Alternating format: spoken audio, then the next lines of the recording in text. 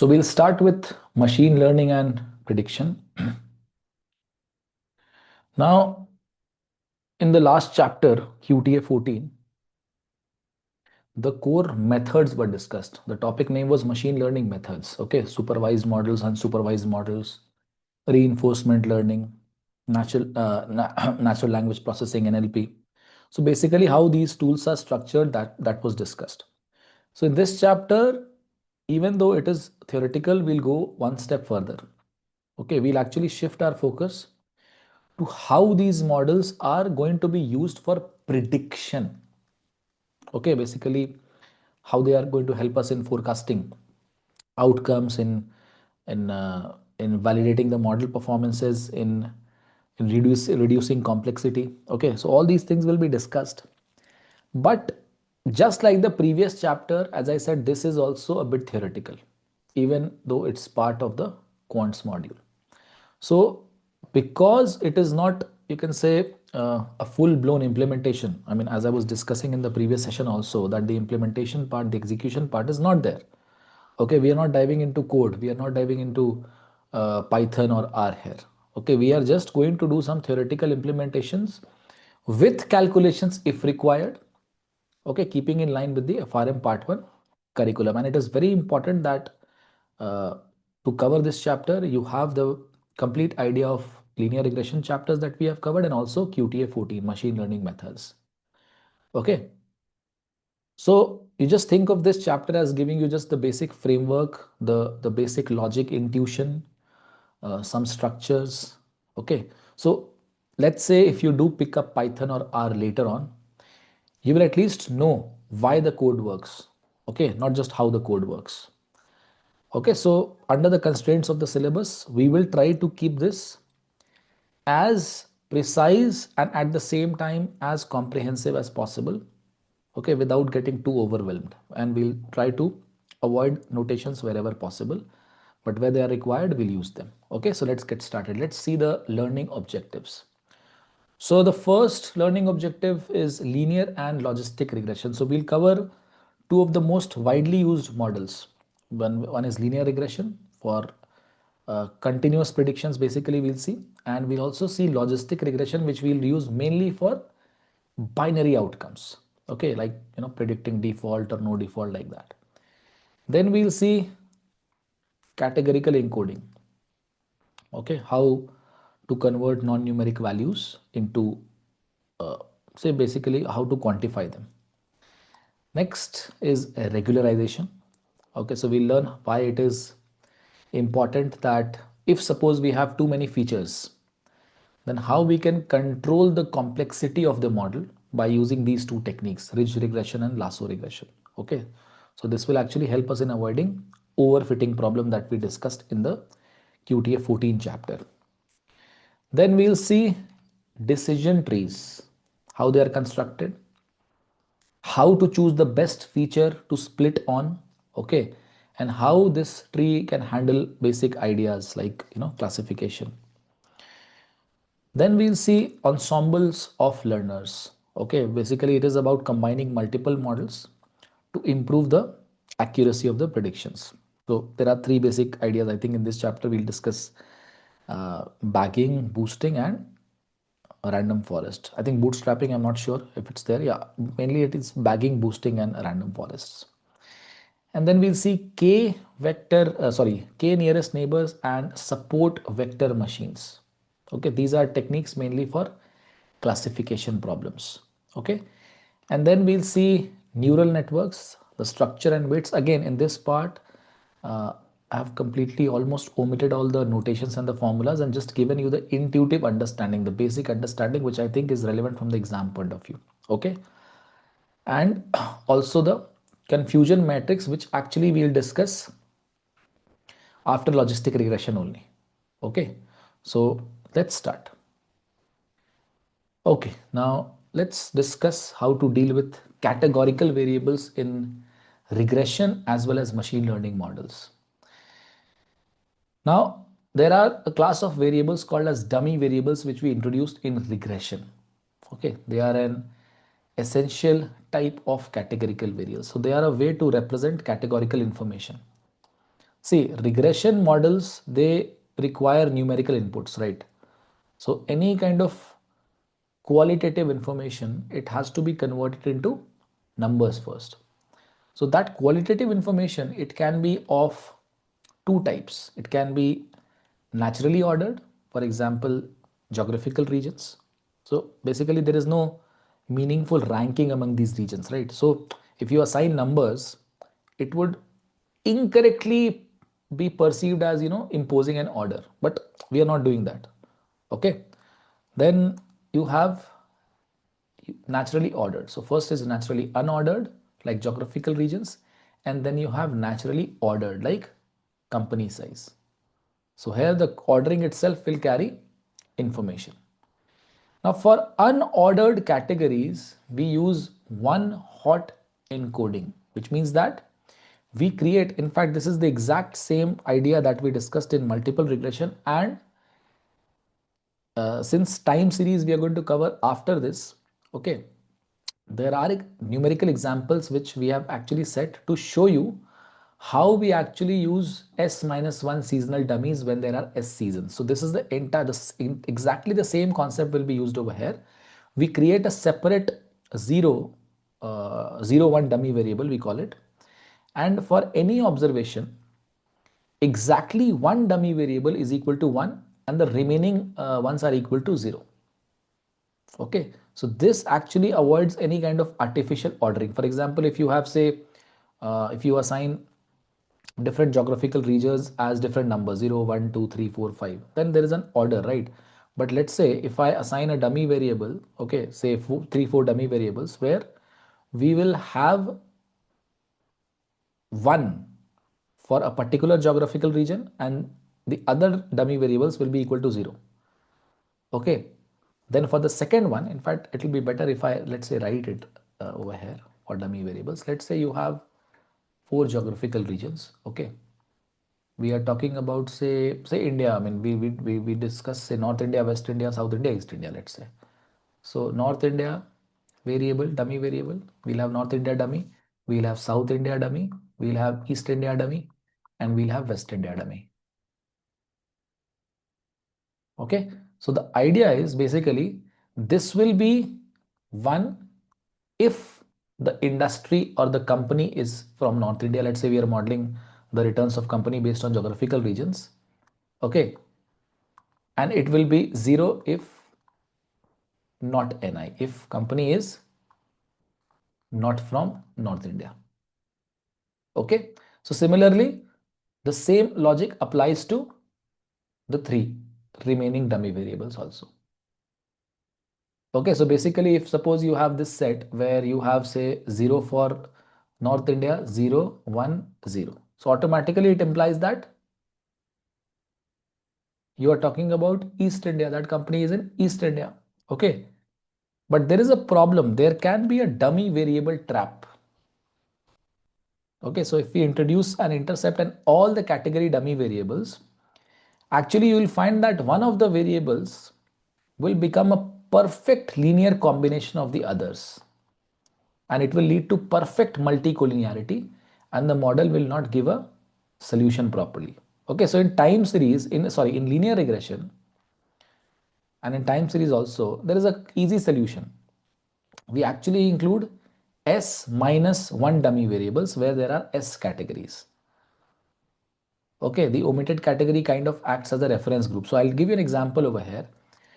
So let's say there is an intercept term also. Okay, say alpha is there. Now, if we have these 4 categories, do we even need this West India dummy variable at all if we have these 3 dummy variables? Because it is guaranteed that if these 3 are 0, the West India dummy variable will automatically be 1.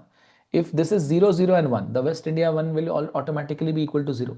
So don't you think the idea of this extra dummy variable is kind of a waste idea? Don't you think? Don't you think we can manage with only 3 dummy variables if we have to represent 4 categories? Yes or no? Okay. It is not directly related, but yeah, somewhat, Ajay, you can say. But in this case, you can say that yes, it is related to the degrees of freedom, because once we choose the first 3, I mean, it is guaranteed that the fourth is already chosen. So the concept is similar. Absolutely correct.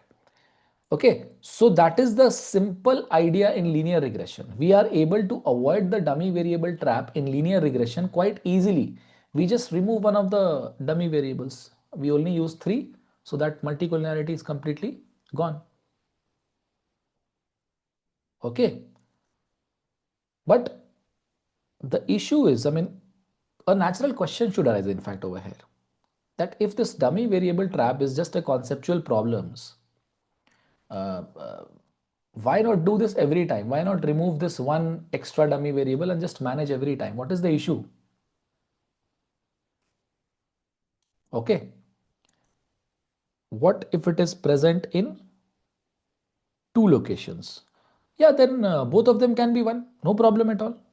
That's okay. I mean, if that is the, see, it depends on the kind of modeling. If suppose we are, the assumption is important, Shruti. If suppose we are assuming that this is the category that we are making sure that it's only in one region. I mean, this was a case of, say, company. Let's say if I talk about, say, a person who's taking a loan. Okay, then the person can be present only in one region. So in that case, it is completely okay. Okay, Shruti. So it depends on the context. And yes, if it is present in two regions, maybe this kind of modeling will not work. Maybe we'll have to think of something else. Over in this case, we are being very specific. When we use dummy variables, we are actually very specific that one of them is one and the remaining ones are actually equal to zero. But let's say if it is present in both the regions, then probably this may or may not work in some context. This may work also because if it has equal presence, let's say in two regions, maybe we can write one and one. No problem at all. The size should also be in fact double. It should not be that half of the company is in one region, half of the company is in another region. Okay, so the modeling question is also very, very important. Now Ajay is asking, however, three dummy variables are there. Does this not lead to multicollinearity? No, it does not lead to multicollinearity. It does not lead to multicollinearity because Ajay, if you have the information on two, let's say you know that NID is 0, you know that SID is also equal to 0. Let's say you know that NID is equal to 0, SID is also equal to 0. You cannot guarantee that EID will also be equal to 0. It can be 0 or 1 because you don't know if it is in East India or West India. Got it, Ajay? So that is why it will not be perfect multicollinearity. But if you have an extra West India also, then it is guaranteed that West India is just a linear combination of these three. Okay, that's why there will be no multicollinearity in that case. So my point was, I mean, I was very perturbed when I was going through this machine learning for the first time, that if suppose I thought that if this is a conceptual problem, then why not just implement this solution every time for even machine learning models? Okay, we when you go further, you will actually see that there will be models, especially regularized models, they will tend to keep all the dummy variables together and still they will work. So it can create the dummy variable trap and they will try to avoid the dummy variable trap in other ways. So in classical regression, we avoid the dummy variable trap by design. Okay, but how the regularized models they do it, that is not the question over here. How we are not going to answer this question over here. Okay, but the main point which I'm trying to raise is that they do not just simply omit everything in machine learning, omit one extra variable in machine learning and just solve it conceptually. Okay, because keeping all the variables also helps to retain some kind of an information for them. Okay, and when you see regularization, then you will be able to understand how they are able to regularize even by keeping all the variables together, even though dummy variables is not discussed over there, but the key idea behind regularization will be there. Okay, now for ordered categories, we will use single numeric quotings rather than multiple dummies. So for ordered categories, it's not a problem. You simply write 0, 1, 2, 3, 4, 5. Say, for example, if we are talking about size of the company which is having the highest size, okay, in terms that size can be in terms of market cap, in terms of turnover, in terms of revenue, anything depending upon your model. So obviously the highest size can be assigned as, if suppose there are 5 companies, the highest size can be assigned as the number 5. The lowest size can be assigned as the number 1, no problem at all. And there is a natural order also. Okay, so there is no problem in this case. Now let's start regularization. Okay, why regularization is so important in both regression as well as machine learning models? Let's try and see that. So the first idea is that regularization, it helps to prevent overly complex models and conflicting parameter estimates. So when we include many explanatory variables, especially those ones which are correlated or say redundant,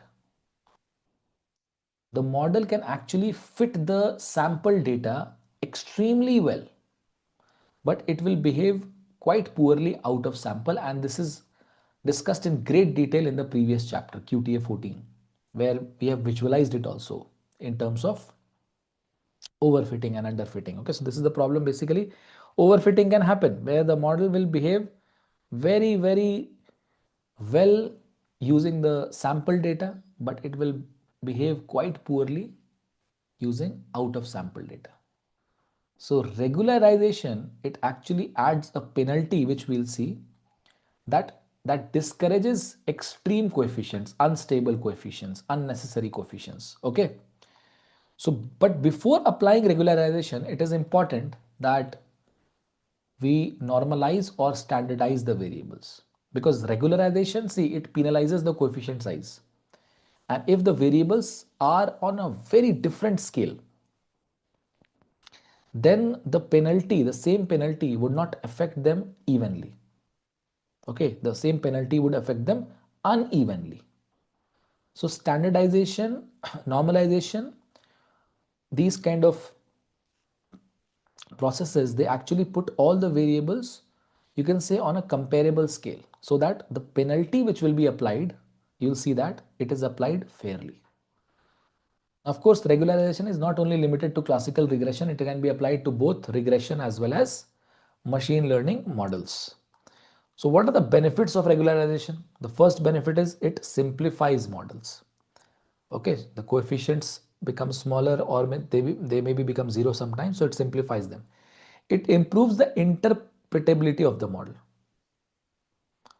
So if you have models with smaller size, if they are having more stable coefficients, obviously they are easier to understand and they will be less sensitive to small changes in data.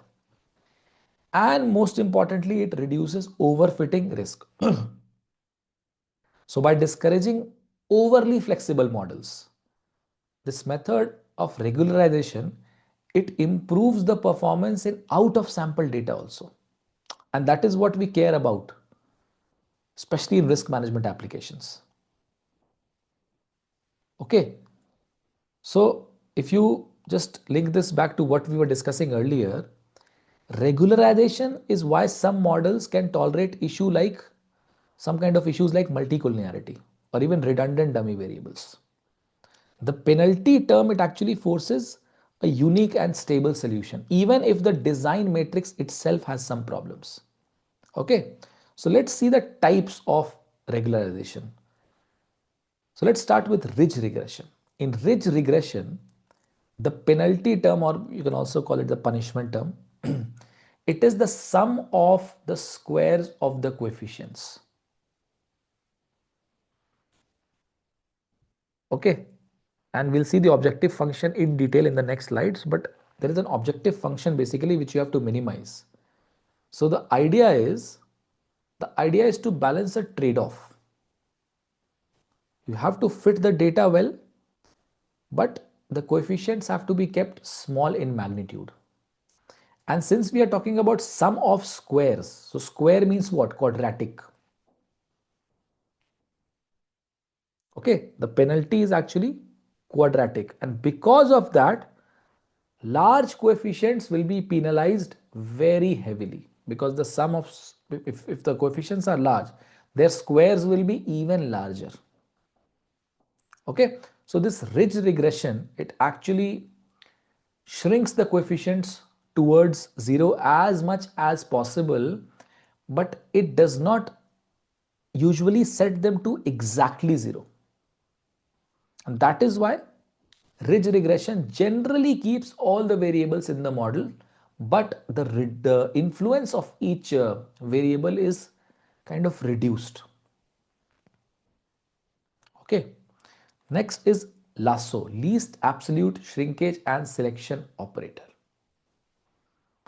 So in this case, the penalty term is the sum of the absolute values of the coefficients. In fact, it will be better if we can write sum of the squares of the coefficients over here.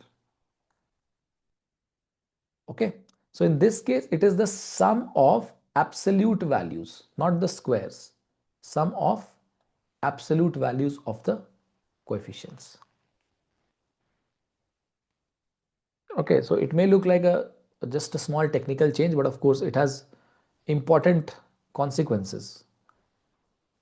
So because of this absolute value penalty, LASSO not only shrinks the coefficients, but it can force some of the coefficients to become exactly equal to 0.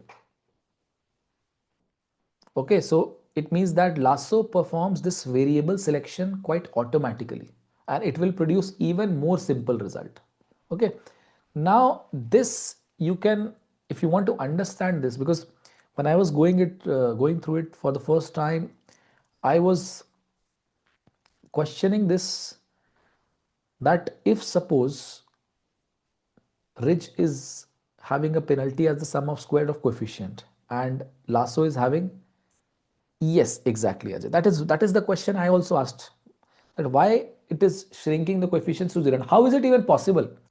And why not, then why not ridge is shrinking it to 0? I mean, what is there any inherent property? That is what I thought in LASSO which actually shrinks the coefficients to 0.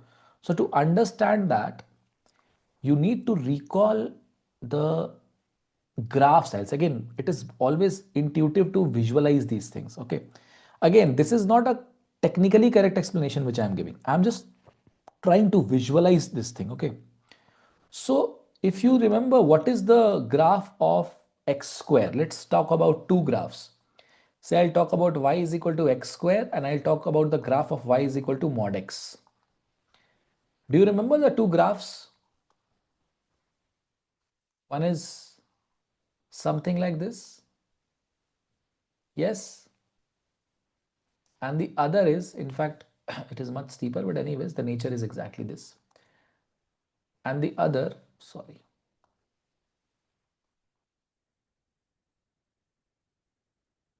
Anyone who remembers the shape of this mod x graph? I think some of you might remember. Rajiv, you might definitely remember. You might be knowing this, of course. So the shape is what? V shaped, right? 45-degree on both sides. So V shaped. This is the graph of y is equal to mod x. So actually what happens is that, again, visualization we are doing, not a technically correct explanation. So since it is the sum of squares and we are trying to minimize it, we are trying to minimize the sum of squares. So basically, you see, if you are sliding over here, yes, there is a tilt towards 0, there is a preference towards 0, but it's not very strong. Do you agree or not? It's quite smooth over here. So it's possible that if you slide, you will cross 0 and you may also land here. Yes or no? Agreed? Ajay? If you slide, you may actually cross 0 and you may shift to some other place also. It will be near to 0 only. So obviously it will be less, but not exactly. But are you seeing this? If you slide, what are the chances of landing into exactly 0? Because of that kink, because of that sharpness. Is the chance higher than this or not? Exactly. So lasso is sharper. So if you are sliding, okay, then the chances of landing at this point is, I mean, visually, if you can see, it's actually much more, right? Okay. And in calculus terms, if you remember, you might be aware that x square is actually a function which is differentiable at all points, including x equal to 0. But because of this kink, because of this sharpness, Mod x was not differentiable at x is equal to 0. Even though it is continuous, it was not differentiable. Anyways, calculus is not a part, but I think the visual intuition is clear to everyone or not? Is the visual intuition clear? Okay, fine. Next, ridge regression. Let's start with ridge regression. Okay, let's deal with them one by one. So ridge regression is also called as L2 regularization. L2 regularization. Okay, so it modifies the usual OLS objective that we had, OLS, ordinary least square, by adding the penalty on the size of the coefficients. Okay, so what is the goal? The goal is not just to fit the data well, but the goal is also to keep the coefficients stable. Okay, so it penalizes the large coefficients to avoid instability, especially with correlated variables. Now, mathematically, there are two components.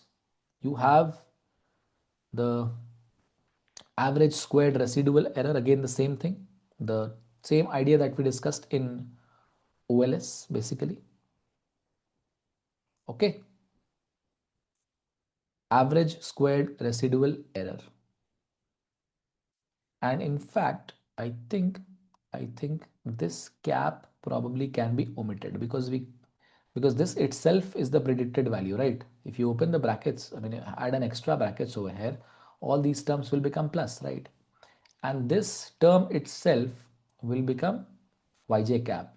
Okay, so you getting my point, right? Why I'm trying to remove that hat from here, because hat actually tells us that it is also the predicted value, but we actually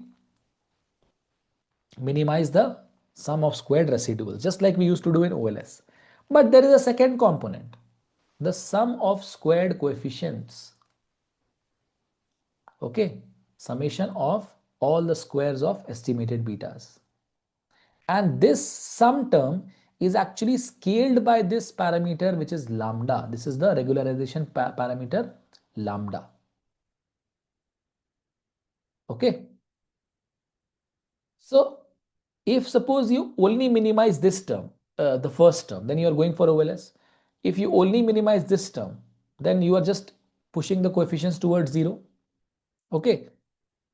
Now these two objectives analytically, actually, if they're analyzed properly, you'll find that they lead to different coefficient values.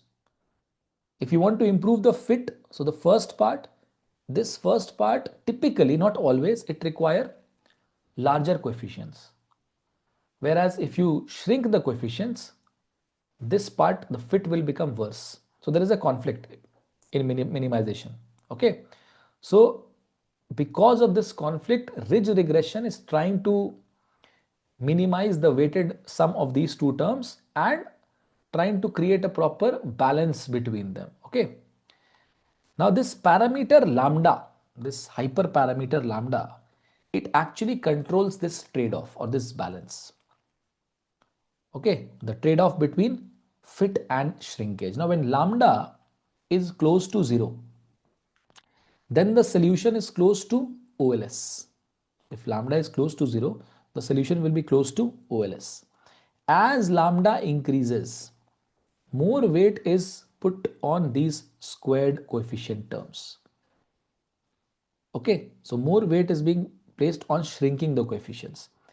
And even though the model may become a bit smoother, simpler, but it will fit the data less closely. Okay, so that is the idea.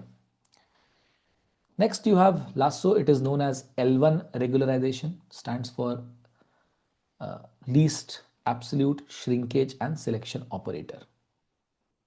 Okay, just like ridge regression, LASSO also adds a penalty term. It penalizes, but the penalty term is different. Okay, in LASSO, the penalty is the sum of the absolute values of the coefficients. So obviously the objective function is something like this. Okay, again, the first one is residual fit error. Let me just remove this. I'll have to check again with the curriculum. I mean, if they should have omitted it, I think. Anyways, plus this penalty term. Okay, so again, Lasso will also try to have a balance between these two. Now, as I said that the very important feature of this Lasso is that this absolute value of the penalty, okay, is since it is not differentiable and there is a kink, 0 becomes a stable solution for many coefficients. Okay, so that is why it can set some of the coefficients exactly equal to 0. So it encourages 0 coefficients. Okay, so which means that if the coefficients are 0, the corresponding variable will drop out of the model, right? And that is why Lasso performs feature elimination, not just shrinkage. It performs feature elimination. Okay, so Lasso is very popular when you have feature selection issues. You need to select the features, especially if there are high dimensions, a lot of features are there. Okay, and of course the role of lambda is the same. If as lambda is increasing, more weight is put towards shrinking the or making the beta terms 0. Okay, so larger lambda will eliminate more features. And then you have an elastic net regularization, which basically combines ideas from both ridge and lasso regression. Okay, so you can see that this will be the objective function. It includes both. The fit error is there, of course, but you have an L1 penalty is also there. You see, this is the L1 penalty and this is the L2 penalty, right? And this is the fit term. So why do we even use lasso? Can be unstable sometimes. Yes, definitely. So why do we use elastic net? Because see, ridge regression and lasso, if they are used in isolation, they can have some limitations, right? Ridge regression is going to be very effective in handling correlated variables because it is actually shrinking their coefficients together and it is kind of stabilizing the solution. But ridge regression is not performing feature selection or variable selection. Okay, because the coefficients are not driven exactly to 0. Lasso is doing that. Lasso regression is performing variable selection by setting some of the coefficients to exactly 0. Okay, but if the predictors are highly correlated, then lasso, absolutely Ajay, it can behave erratically, it can become unstable. Okay, it will often, why it can become unstable? Because it can, maybe it will select one variable suddenly and often, and it will discard the other variables arbitrarily.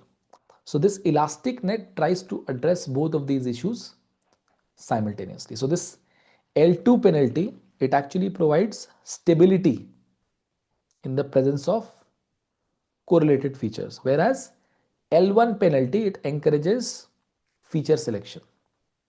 Okay, so you can see two parameters, lambda 1 and lambda 2. So it balances shrinkage as well as feature selection. Lambda 1 controls the ridge effect, lambda 2 controls the lasso effect. Okay, in fact, if I wanted to formulate this, I would have probably written this one as lambda because this is L1 penalty. So this would be lambda 1, this would be lambda 2, more convenient to remember. Anyways, so ridge is the first one, second is the lasso. And it is quite useful when features are correlated and sparse. So let's just quickly review the difference between the two one by one. So in ridge regression, the values of alpha and beta can be solved analytically using standard techniques.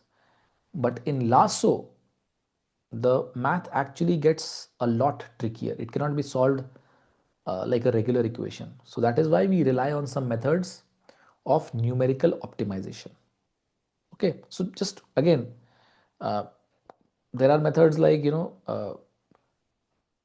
coordinate descent.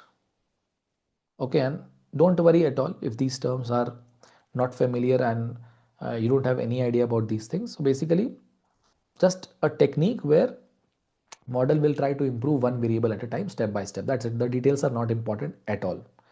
Just remember the difference from the exam point of view. Next, of course, the difference in how they treat coefficients. So obviously, we saw that ridge regression, it will actually shrink all values towards 0, but never exactly 0. Whereas lasso can shrink some beta values to 0, which means it performs feature selection. Next, yeah, this is of course the biggest strength of Lasso. Ridge does not perform feature selection. Lasso performs automatic feature selection by shrinking some of the coefficients to 0. Ridge is better when predictors are highly correlated, and it just performs variable selection. Okay, basically again the same point, it just tends to pick up one variable and drop the rest, which may be useful for interpretation, but it might be unstable, especially if the features are quite redundant. Okay, so ridge will tend to retain all predictors in the model. So when it comes to what stays in the model, ridge is actually trying to retain everything, even the weak ones. But Lasso is automatically excluding the irrelevant predictors. Again, one of the strengths of Lasso. And finally, the use case, it works well with many small and medium sized effects where every variable is adding a little. Okay. And Lasso is better when a few variables, few important variables are the dominating variables. Okay.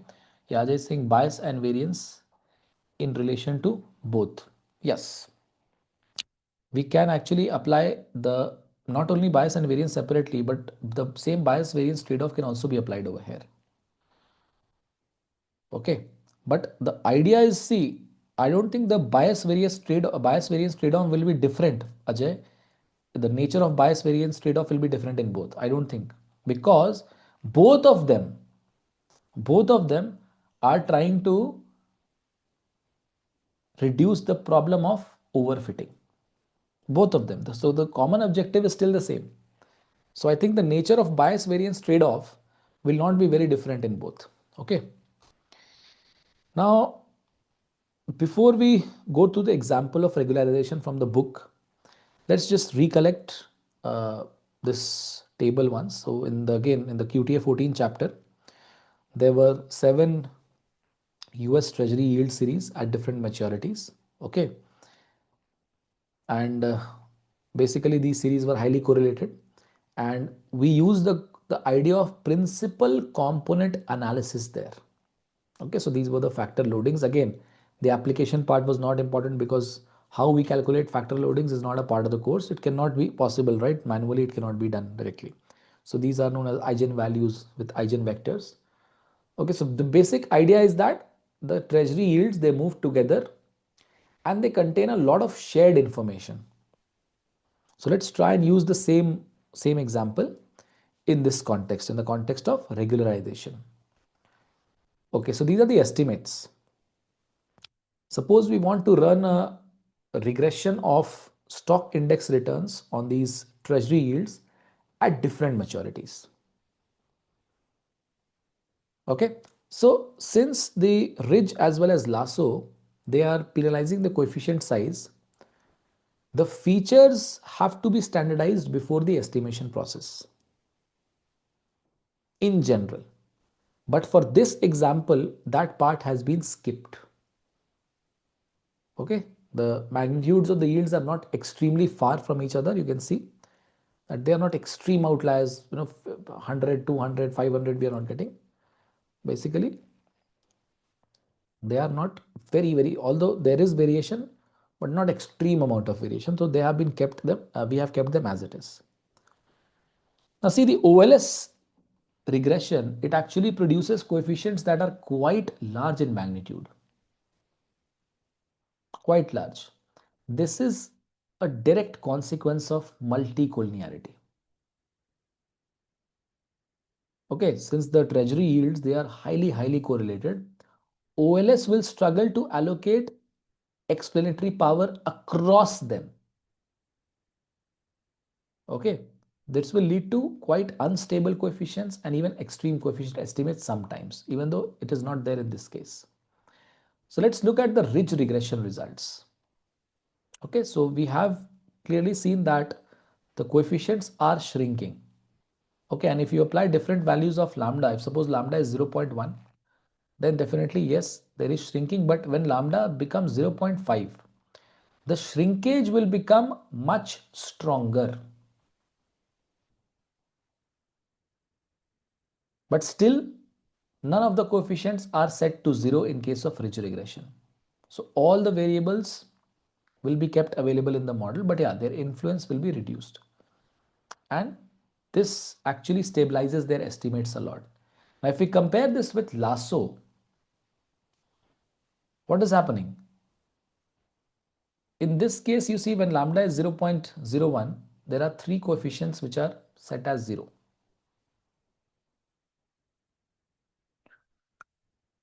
But when lambda equals 0.1, only one of the coefficients, in fact, this is the intercept, so don't consider this. For the coefficients, only one of the coefficients is actually non-zero. Okay, so LASSO is performing feature elimination, not just shrinkage. Okay, and if you see this example, you will understand that choosing the parameter lambda is very, very important. Okay, so in practice, in fact, just like the previous chapter we have seen, lambda is actually selected by splitting the data into training set, validation set, and test set. And then the model is estimated on the training set first for each value or different values of lambda, you can say. Okay. Then you have the validation set, which is used to assess the out of sample performance, and then lambda is selected. Okay, and then of course it is tested on the test set finally after lambda is selected. Now, when you talk about this bias and variance, Ajay, I think the selection of lambda, we can relate it to bias variance trade-off to some extent. Okay, but overall, the analogy that we are saying in both the cases, whether it is ridge regression or lasso, the main idea behind bias variance trade-off should remain the same, although the degree will be different, of course. Okay, because since lasso is reducing them to 0 completely, many of the coefficients, so obviously the degree to which it is reducing the overfitting, okay, is too much as compared to ridge regression. And that is why, which one will be higher in case of lasso as compared to ridge? Let's talk about, say, bias variance trade-off objectively in this case. So if you remember from the previous chapter, overfitting leads to higher bias or higher variance?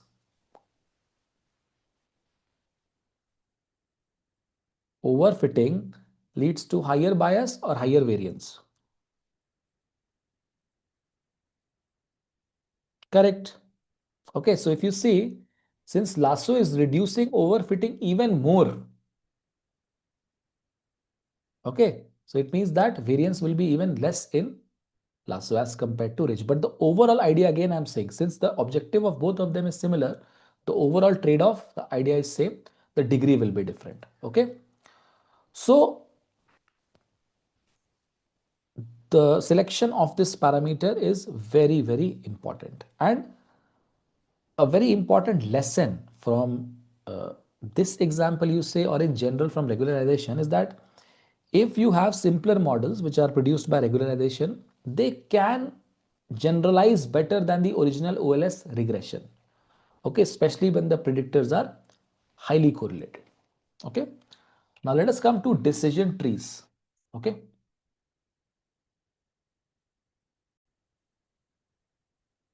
so decision trees are supervised machine learning models. Now we have done this in the previous chapter, that supervised learning models means that they are actually trained using labeled data where the outcome variable is actually known.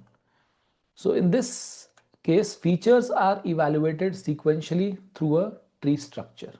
So they actually, the decision trees, they examine input features one at a time in a sequence.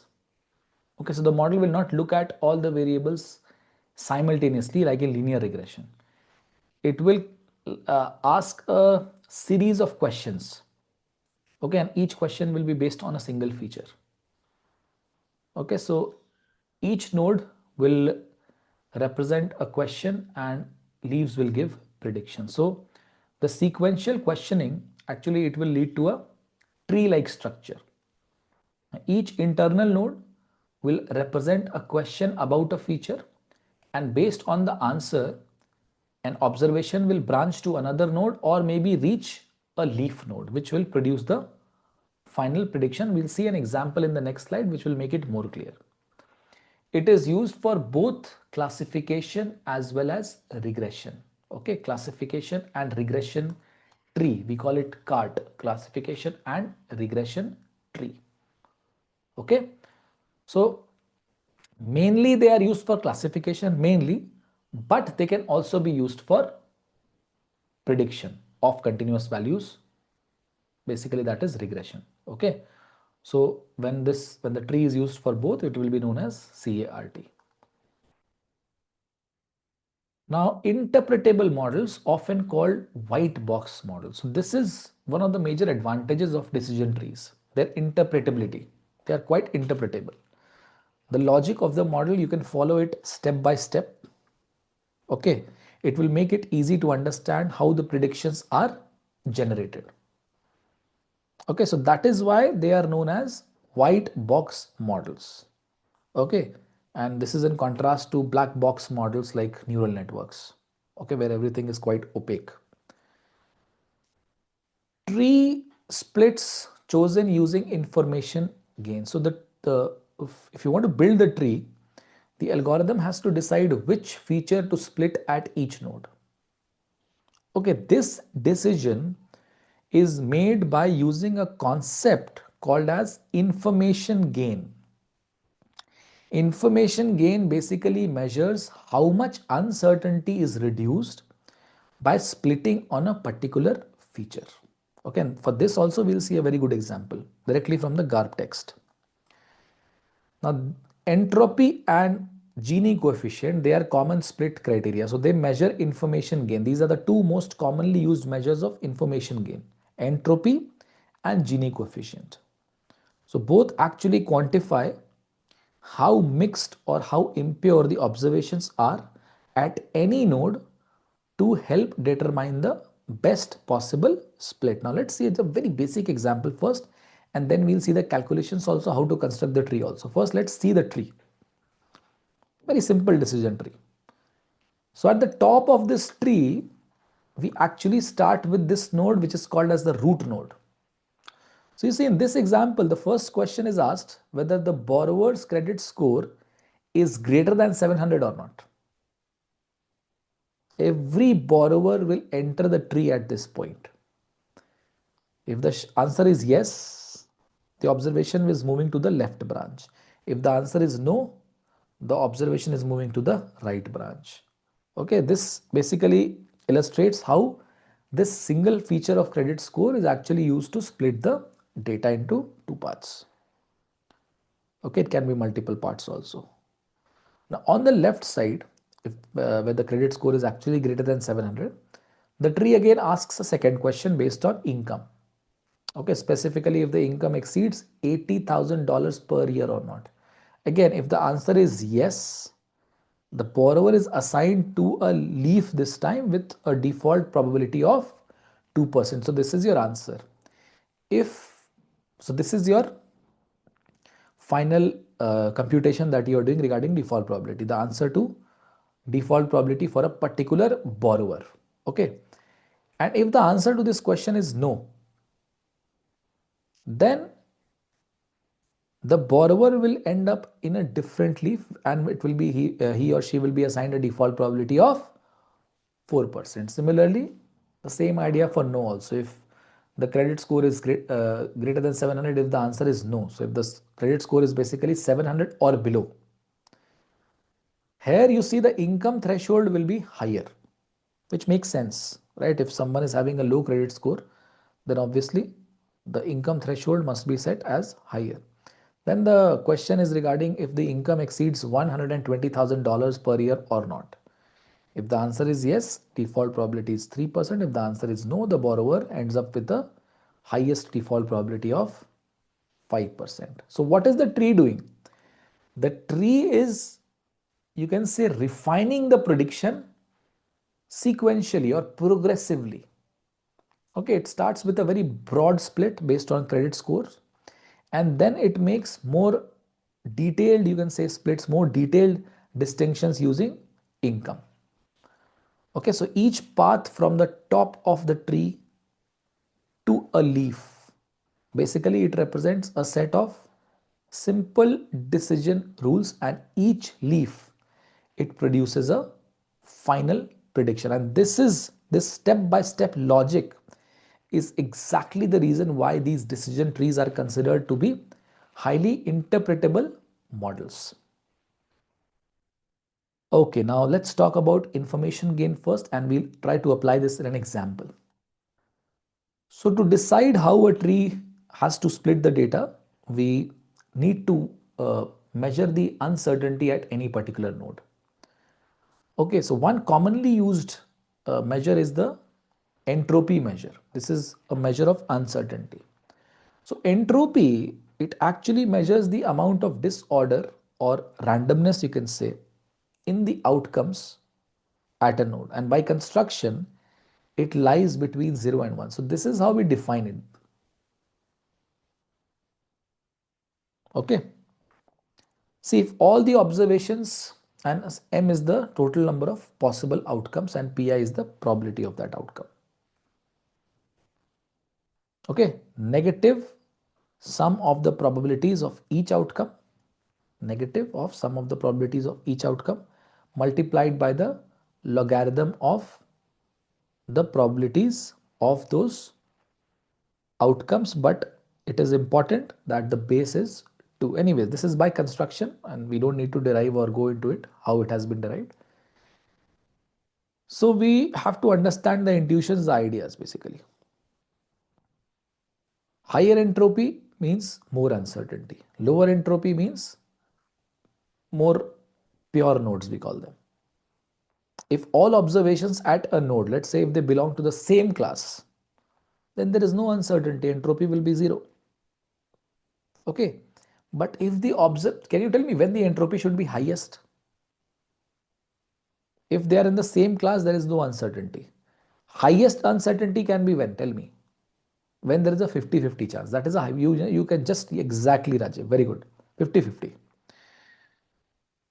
So in that case, the idea is basically if the observations are evenly split across the classes, then the uncertainty will be highest, and in that case the entropy will be closer to 1.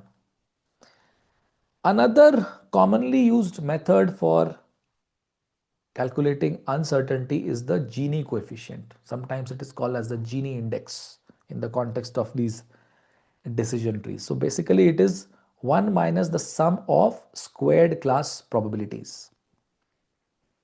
Okay, just like entropy, the Gini coefficient is also measuring how mixed the observations are at a given node. And when we see the example, we'll actually use this one. It is a bit simpler. Okay, so we'll use this one. Okay, and this one also, I mean, if the node is pure, the Gini coefficient will be 0. If the node is more mixed, the Gini coefficient will be higher. Okay, even though the formula looks a bit different, but the interpretation is very similar, not different at all. Now, Gini and entropy usually lead to very similar decision trees. In practice, the decision trees which are built using entropy or the Gini coefficient, they will tend to be very similar. Both will measure the splits in the same order most of the time. Okay, so even the final structure is almost identical. So that is why the choice between Gini and entropy, it has a little impact on the performance of the model. Okay, it is just made for convenience and computational reasons. So that is what we are doing today. In the example, we are using Gini for convenience or computational reasons. Okay, yeah. So let's see the example.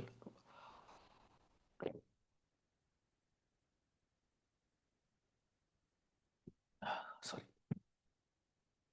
So let's see the let's see the example. So the objective is to predict whether a firm will pay dividends next year. So there is a risk manager who wants to predict whether the firms will pay dividend over the next year or not.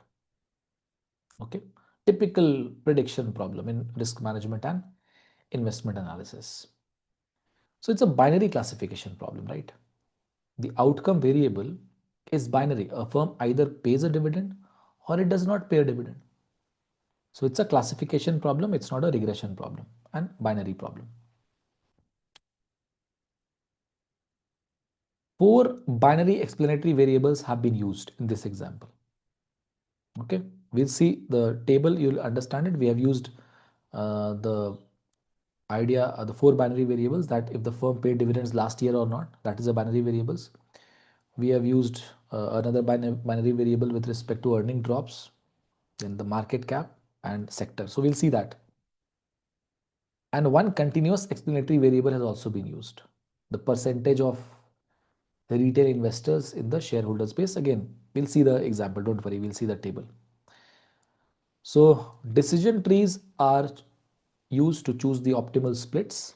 Okay, and the goal is to reduce uncertainty at each node. So this is the table we are talking about. Sample of 20 firms. Okay, each row corresponds to one firm. Okay, and each column represents one of the explanatory variables, or in fact the outcome variable also is also represented anyways, which is also the input variable. I'll try to explain why I'm saying this. Actually, this is from the past, and even in the future, we are trying to predict whether the firm will pay dividend or not. So dividends paid already are independent variables, and dividend that will be paid, yes or no, that is the target variable or the outcome variable. Okay. So dividend outcome is the target variable, whereas dividend paid is the input variable. You see, there are, this is, as I said, there are continuous variables also, and there are binary variables also. So it's a mix of binary and continuous features. Most of the features are binary. Earnings drop, binary. Large cap, binary. Tech, binary. This is continuous. Okay, so the tree has to, because if this is continuous, see, choosing between binary is not a big problem.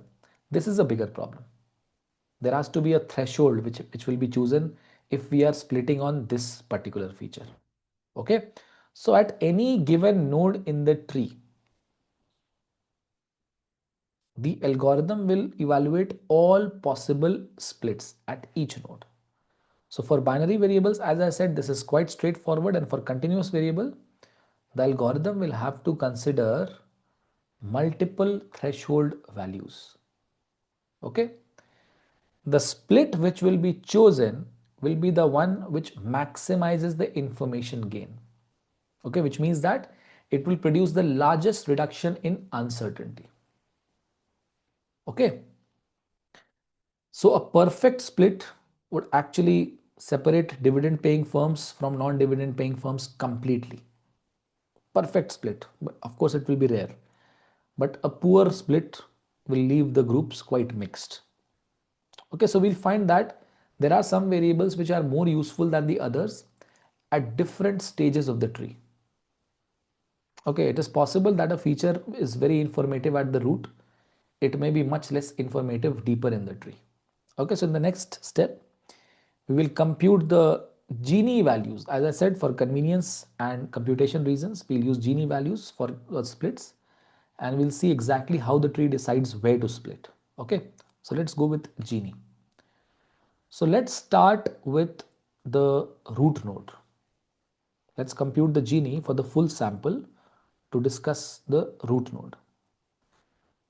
So since we are computing the Gini coefficient for the target variable, the dividend, using the full sample,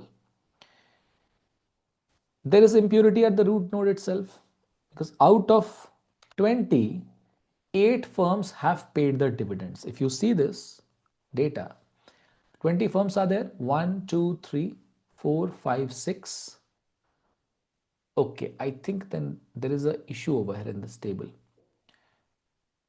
Let me check. 1, 2, 3, 4, 5, 6, 7. Okay, so 0 is basically they have assigned 0 if the firm has paid the dividend. Okay, generally it is opposite, but anyways, in this case they have assigned 0 to the case where the firm has paid the dividend. So 8 firms have paid dividends. So the Gini will be 1 minus 8 over 20 whole square plus 12 over 20 whole square. So because Gini was nothing but the sum of probabilities whole square m and 1 minus this. Okay, so that is what we are doing. 1 minus sum of the probability. So since 8 have paid the dividend, so probability of paying dividends is 8 over 20. Probability of not paying dividends is 12 over 20. So we get this as 0.48. Okay, so the Gini at the root node is 0.48. Now this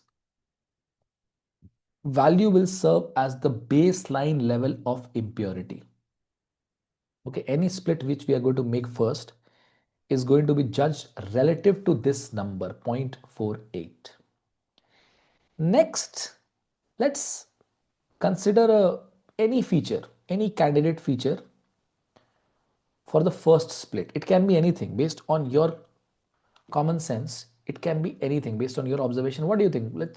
Which one to should be selected first? Of course, we'll go with the one which is there in the calculations on this slide. But let's say if you got the choice, which one would you select first to decide the split? Earnings drop, large cap, retail investor, or tech? Okay.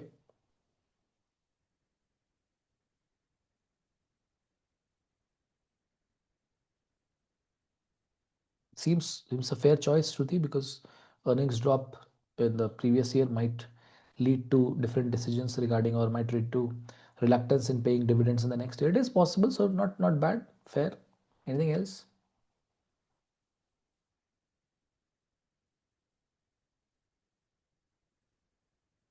Market cap, what do you think?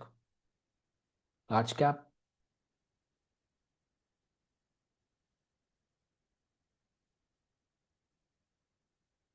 Come on, everyone should give their own informed guesses. What is the problem?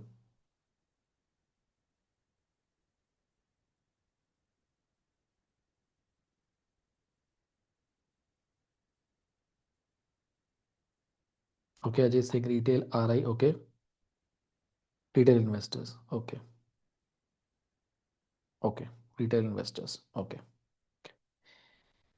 See, those of you who have actively traded and invested in the markets, if they have portfolios where you have multiple categories of stocks, particularly in terms of market capitalization, you might have observed one thing, that in terms of consistency, large cap stocks generally pay dividends far more consistently as compared to small cap stocks, right? In fact, let's say you don't know this. You see over here,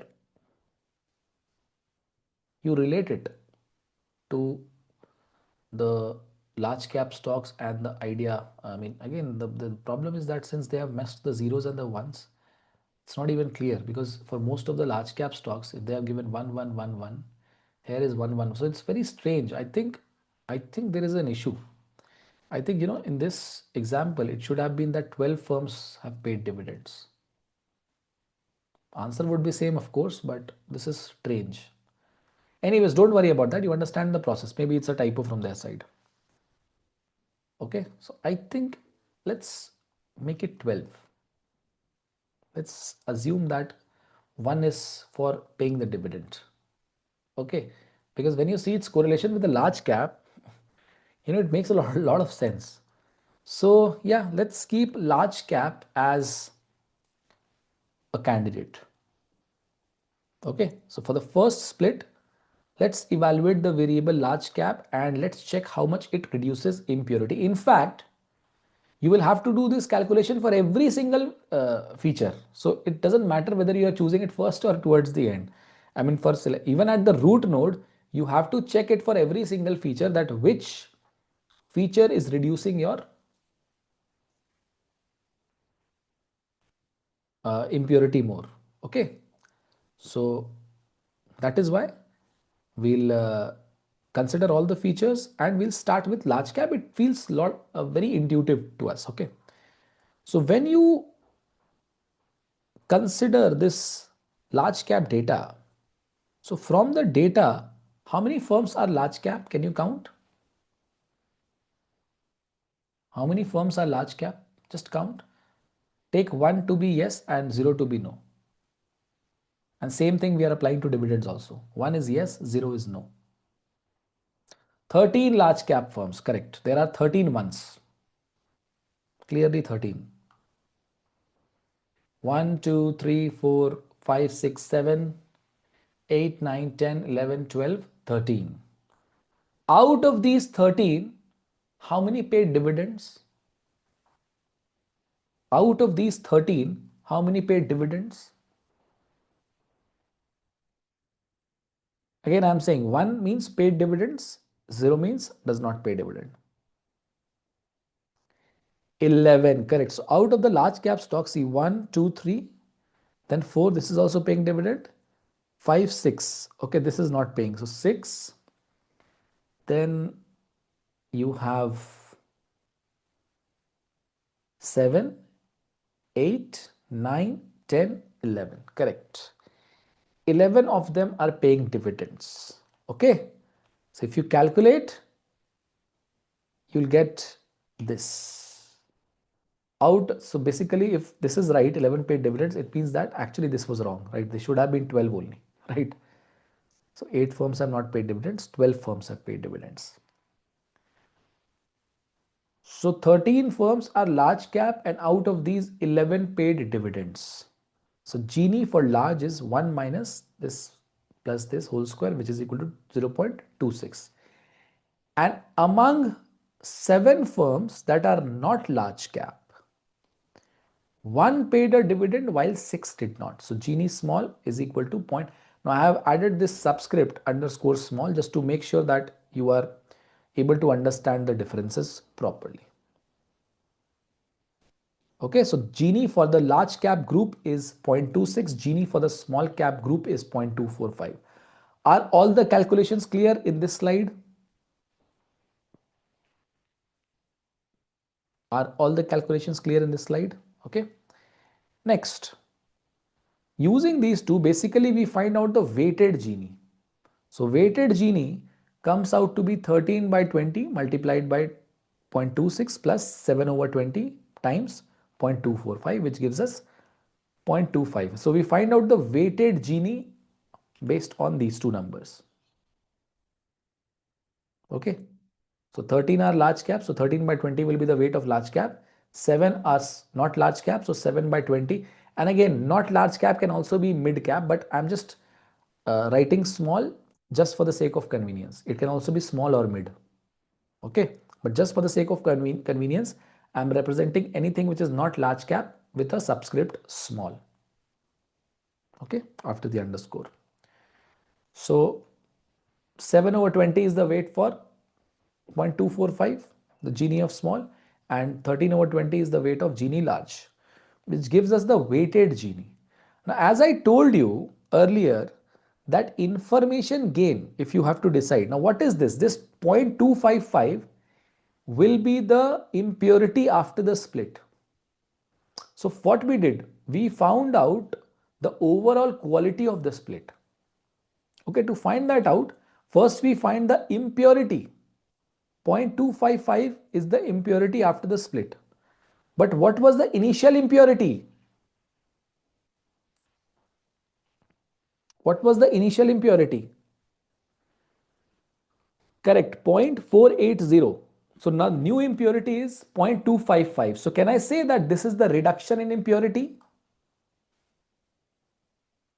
The information gain is nothing but the reduction in impurity if we split using the large cap candidates. Okay. So 0.225.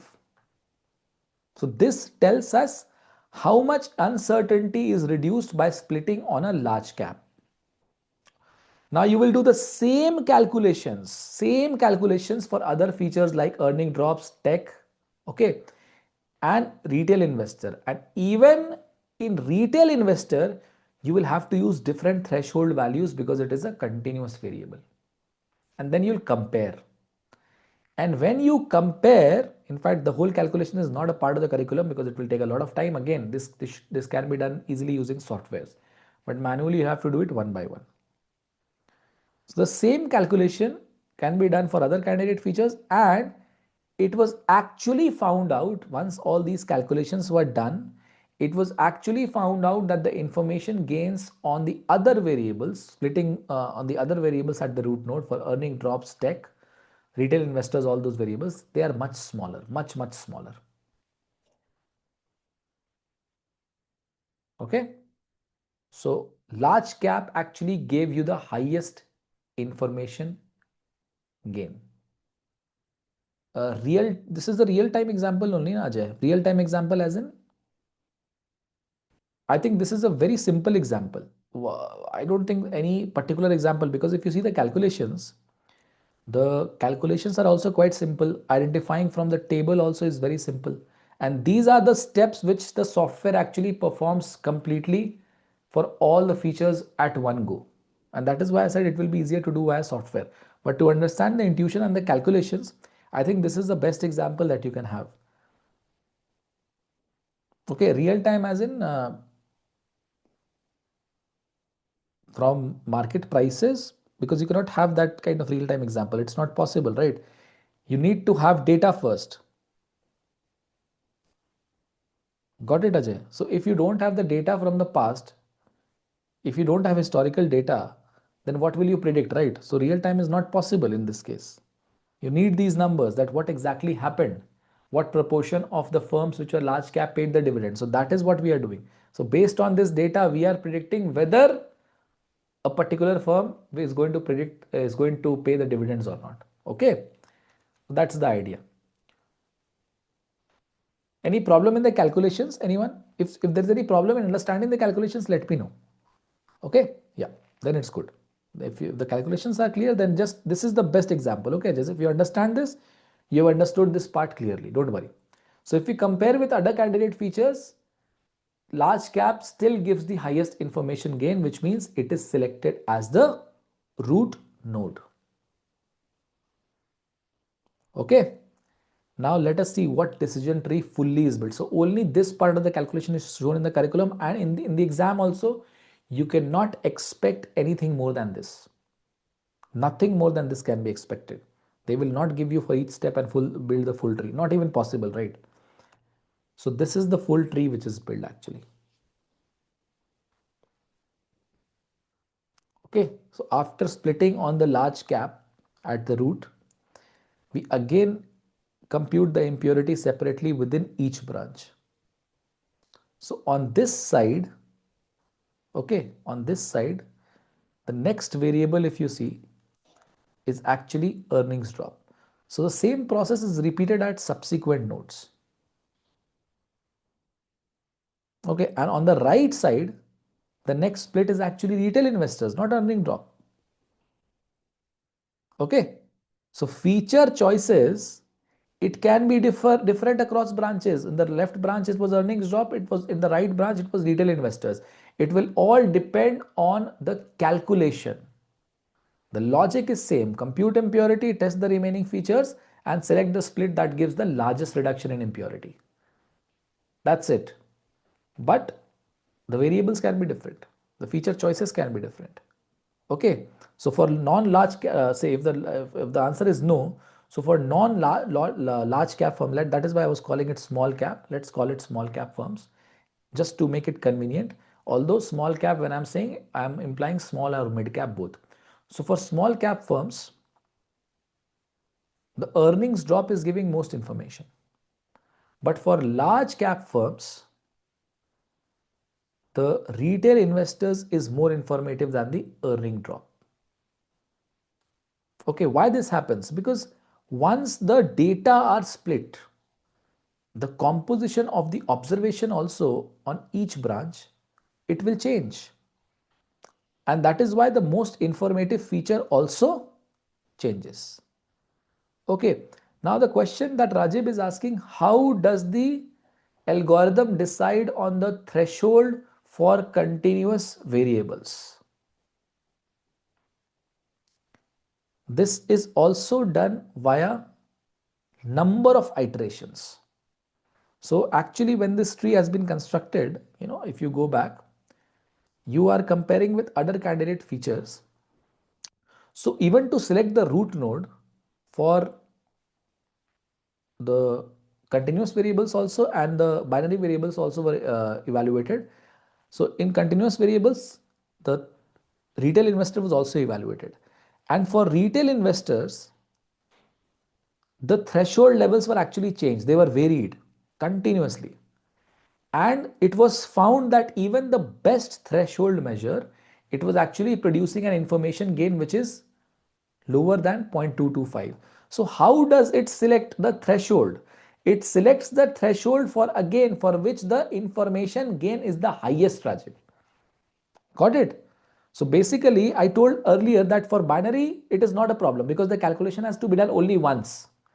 But for the same continuous variable, Rajiv, the same calculation might be done 100 times, 200 times for to decide the threshold. Understood?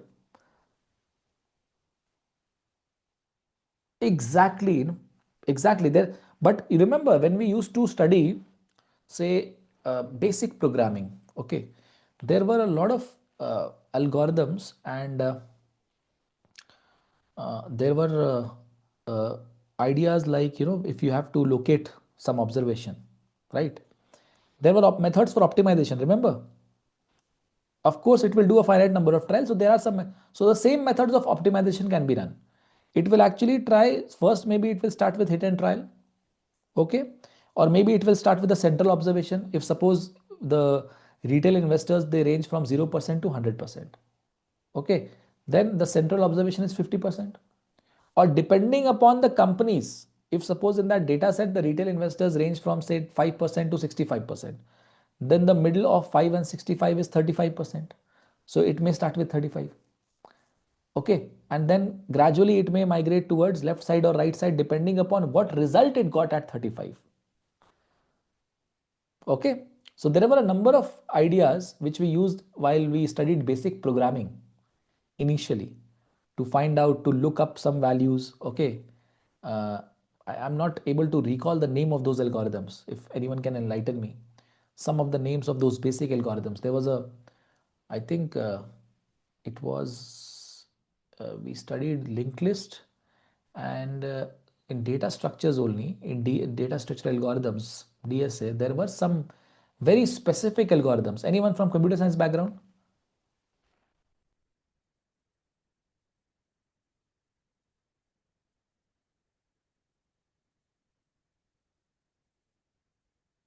Computer science, maths background, who can enlighten me? There were arrays, remember? And we tried to locate. No, yes, it might miss, but again, it is going to test on all the threshold values, Rajiv. That is the idea. But because the process will be very, very tedious, it is not possible to test at every possible threshold. So there has to be some kind of optimization method.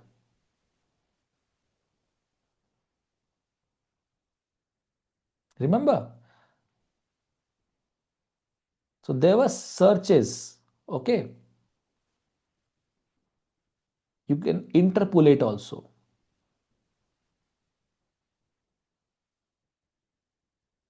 I'm not able to recall the name of the method, but anyway, it's not even relevant to this slide. I'm just able to recall that it was some kind of binary search. That's it. There were other search methods also. Okay, so in this case also, let's say if it evaluates on a random threshold and it sees a particular information gain, and then it goes left and also right. By going left, it sees that the information gain is actually reducing. So Rajiv, it actually stops calculating the information gain for the left side. Okay. But by going right to a particular value, let's say it's selected randomly, say 41. By going to the left of 41, it's actually witnessing, the algorithm is witnessing that, the information gain is actually reducing. So it stops looking to the left of 41. It keeps on looking at the right of 41. And even at the right of 41, maybe it starts with the central value. And for the same principle, it applies. It goes to the left of that central value to the right of that central value. So that division can be done and that optimization can be reached without going through an infinite number of steps. But still, Rajiv, hundreds of iterations will be required. In any case, it is not easy. And that is why we said that for binary variables, the choice is clear. The calculation is only done once. But for this continuous variables, Apart from, just doing the single calculation, the calculation for information gain regarding the threshold also has to be done every single time by changing the threshold also. Okay. So this is what was found out. So one thing what we are observing is that the tree need not be symmetric. If you look at the diagram, the left branch and the right branches, all of them, they are very different. They are growing very differently. Okay. After splitting on earnings, drop and tech, you are reaching the leaf nodes immediately, right? But in this branch, the algorithm is first evaluating different cutoff values for the proportion of retail investors. Okay, and the algorithm finds that this 35% produces the highest information gain.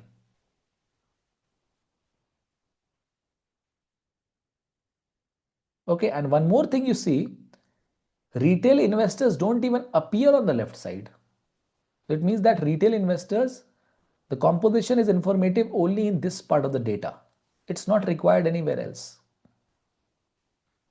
Okay, so once you condition on a firm being non-large cap or small cap, the dividend behavior is already very well explained by earnings drop and tech. Maybe retail investors was also evaluated along with the other features, maybe. But it produced very, very little information gain. It is possible. Okay, therefore it lost, it's gone. So retail investors, it never wins at any node and it's not even required. It never even appears here. Okay. So decision trees are like, when we studied conditional probabilities, so they are also like conditional models. Because based on the current information that you have, based on the fact that now it is given that the company is large cap, then you will process the information differently. So feature is not, universally important or globally important or unimportant directly. The relevance of any feature, it will depend on the path which is taken through the tree. So the trees are local, the trees are conditional, and the trees are asymmetric.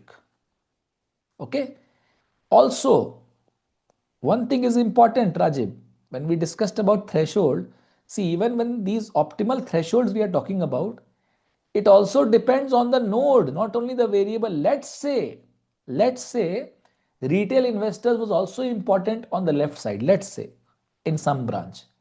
Then it is possible that this 35% of threshold which has been given over here for the maximum information gain, that may not be applicable over here if suppose retail investors were a part of this particular branch as well. So got it? So optimal thresholds, there are multiple problems. It not only depends on the variables, it also depends on the node. Okay. So optimal threshold can change across the nodes, right? And this, in general terms, this step-by-step process of splitting the data into two groups based on the most informative feature, it is known as the iterative dichotomization process. Okay, or the iterative dichotomizer algorithm. Okay, so the algorithm repeatedly applies the same impurity logic, same impurity reduction logic, I should say, as we move down the tree. And the tree construction will stop when either of the two conditions are met. Okay, when either the node will become a pure set, which means that all the observations in a node belong to the same class, so the node itself is a pure set. Okay, or all the available features, they have already been used so that no further information split is possible. Okay, so in this particular example, even though the data cannot be cleanly separated at the root node or even the early splits, but still the final, these leaves are actually pure leaf nodes on all branches. Okay, so even if early classification is sometimes difficult, deeper splits can achieve perfect separation on the training data. Now let us come to the issues. of overfitting. Now, decision trees are very, very flexible models. So when data contains a lot of features, this flexibility can become a big problem and decision trees can become prone to overfitting. The tree will keep on splitting until it starts fitting noise in the training data rather than the true structure. And this is exactly what we mean by overfitting. So to control overfitting, two broad approaches can be used. So some additional constraints can be imposed on how the tree is allowed to grow. So two ways are there to do this. The first approach is to specify stopping rules before the tree is built. Okay, these rules will restrict how complex the tree is allowed to become. So for example, we can just limit the maximum depth of the tree.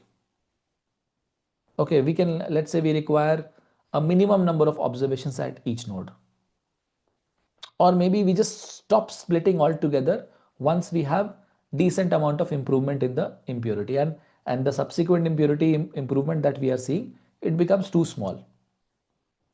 Okay, so the idea is very simple. You just stop early before the tree starts to overfit. Then you have pruning. So initially in this case, we allow the tree to grow completely at large, and then we simplify it, then we reduce the complexity. Okay, there is a term called as pre-pruning also. In that case, the splitting will stop automatically when a node contains very few observations. But in post-pruning, we actually build a large tree and then we remove the weak splits or the weakest splits. So those splits that are contributing very little to the predictive accuracy on validation data. Okay, so the idea is to keep the structure which generalizes nicely well, okay, and discard the remaining ones. Okay, so both these rules, the stopping rule and pruning, they reflect the same principle. We basically want to just control the complexity of this tree model so that we can balance the fit and generalization. So again, we can achieve a balance between underfitting and overfitting. Okay, now let's come to ensemble techniques. So on ensemble method, it does not rely on a single model. Okay, it will construct many individual models and then it will combine their outputs into one final prediction. Okay, so there are two main objectives: improve the predictive accuracy through averaging and reduce overfitting by stabilizing model behavior. Okay, so the first objective is accuracy. When of course you average the predictions from many models, the random errors, they will tend to cancel out. Okay, we have all heard about the phrase, this wisdom of crowds. So that is the idea. And in fact, in the previous chapters only in quants, we have done law of large numbers also, right? So it is kind of related to that also, not strongly, but loosely you can say. So basically, if you're averaging many noisy estimates, you can get more stable results than relying on just one result. Then this objective, reducing overfitting by stabilizing model behavior. So if you have individual models, especially the flexible, very, very flexible models like, decision trees, who can also fit a lot of noise in the training data. But if you combine many such models, this ensemble, the combination, it reduces the sensitivity to any one model's peculiarities. Now, again, this can also be related to the idea of diversification of the portfolio, idiosyncratic risk being reduced. Okay. In fact, it has been observed in practice that an ensemble of weak learners, relatively weak learners, it can actually outperform even a carefully tuned single model. Okay, so that is the benefit. Now, in principle, ensemble methods can be applied to almost any machine learning model, but decision trees are particularly useful for explanation because they are simple, they are intuitive. Okay, in fact, they are prone to overfitting on their own. So actually, ensemble makes sense even more for trees. So these trees become kind of like the ideal building blocks to show, to illustrate conveniently how these ensembles work. Okay, so we'll see three ensemble techniques: bootstrap aggregation. Okay, we have bootstrap aggregation, random forest, and boosting. Okay, bagging was, I think, example was given.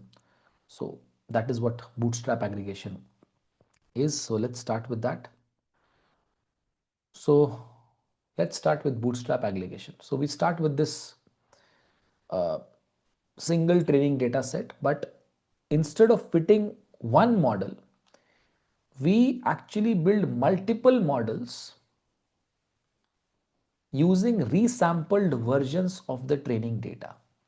And each of these versions is used to train a separate model. Okay, so diversity in the predictions is coming from the data itself directly, not from changing the structure of the model. Remember, sampling is done with replacement. Sampling is done with replacement. Okay, which means that once an observation is selected, it can be selected again. Now, there was some issue in with respect to these 3 points. There were issues in the curriculum. I think there were mistakes which we have corrected with respect to with replacement and without replacement in the three sections that we're going to see right now. So we have corrected them. So please make sure that you follow this convention only. Each model is trained independently. So each resampled data set is actually treated as a single standalone training set. And the decision tree will be trained on it in the usual way without any kind of interaction with other trees. No communication or correction between models. Okay. This independence is very, very important because it will prevent the errors from reaching or going across different models. Now, again, this is quite similar to the independence assumption what we had in the central limit theorem also. Okay, again, very similar. They have to be independent. Okay. Now, once you have all the models being trained, okay, the predictions are combined. So for regression problems, we just take the average of all predictions. And for classification problems, we take a majority vote.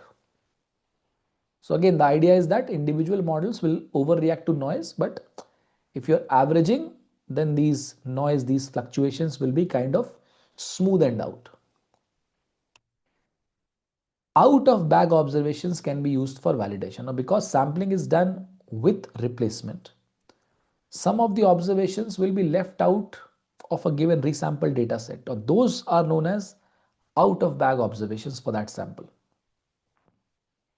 Since the model has not seen these observations during the training process, they provide a very convenient and a very natural validation set. Okay. So without having the need to create a separate validation data set, you have your natural validation set. Then pasting is a variant without replacement. So pasting follows the same logic as bagging or bootstrap aggregation. But in this case, in pasting, sampling is done without replacement. So these were the mistakes. I think the book was not technically right. So actually in bagging in general, the sampling is done with replacement. Pasting is just a variant without replacement. Okay. In this case, each subsample, it contains unique observations and different subsamples, they do not overlap. Then you have random forests. So random forest is basically an extension of bagging applied to decision trees. So we already know that bagging is building many decision trees on resampled versions of the data, and it is just averaging their predictions. Okay. Random forests are taking this idea one step further. Okay. So they are extending bagging, which is being applied to decision trees. Now, bootstrap sample used for observation. Just like bagging, each tree is going to be trained on a bootstrap sample of the training data. Sampling will be done with replacement. So different trees will see different versions of the data set. Okay, so this already introduces some kind of diversity across different trees. Random subset of features considered at each split. Now, this is the key difference. At each split inside a tree, the algorithm does not consider all features. Okay, instead it randomly selects a subset of features and it chooses the best split only from that subset.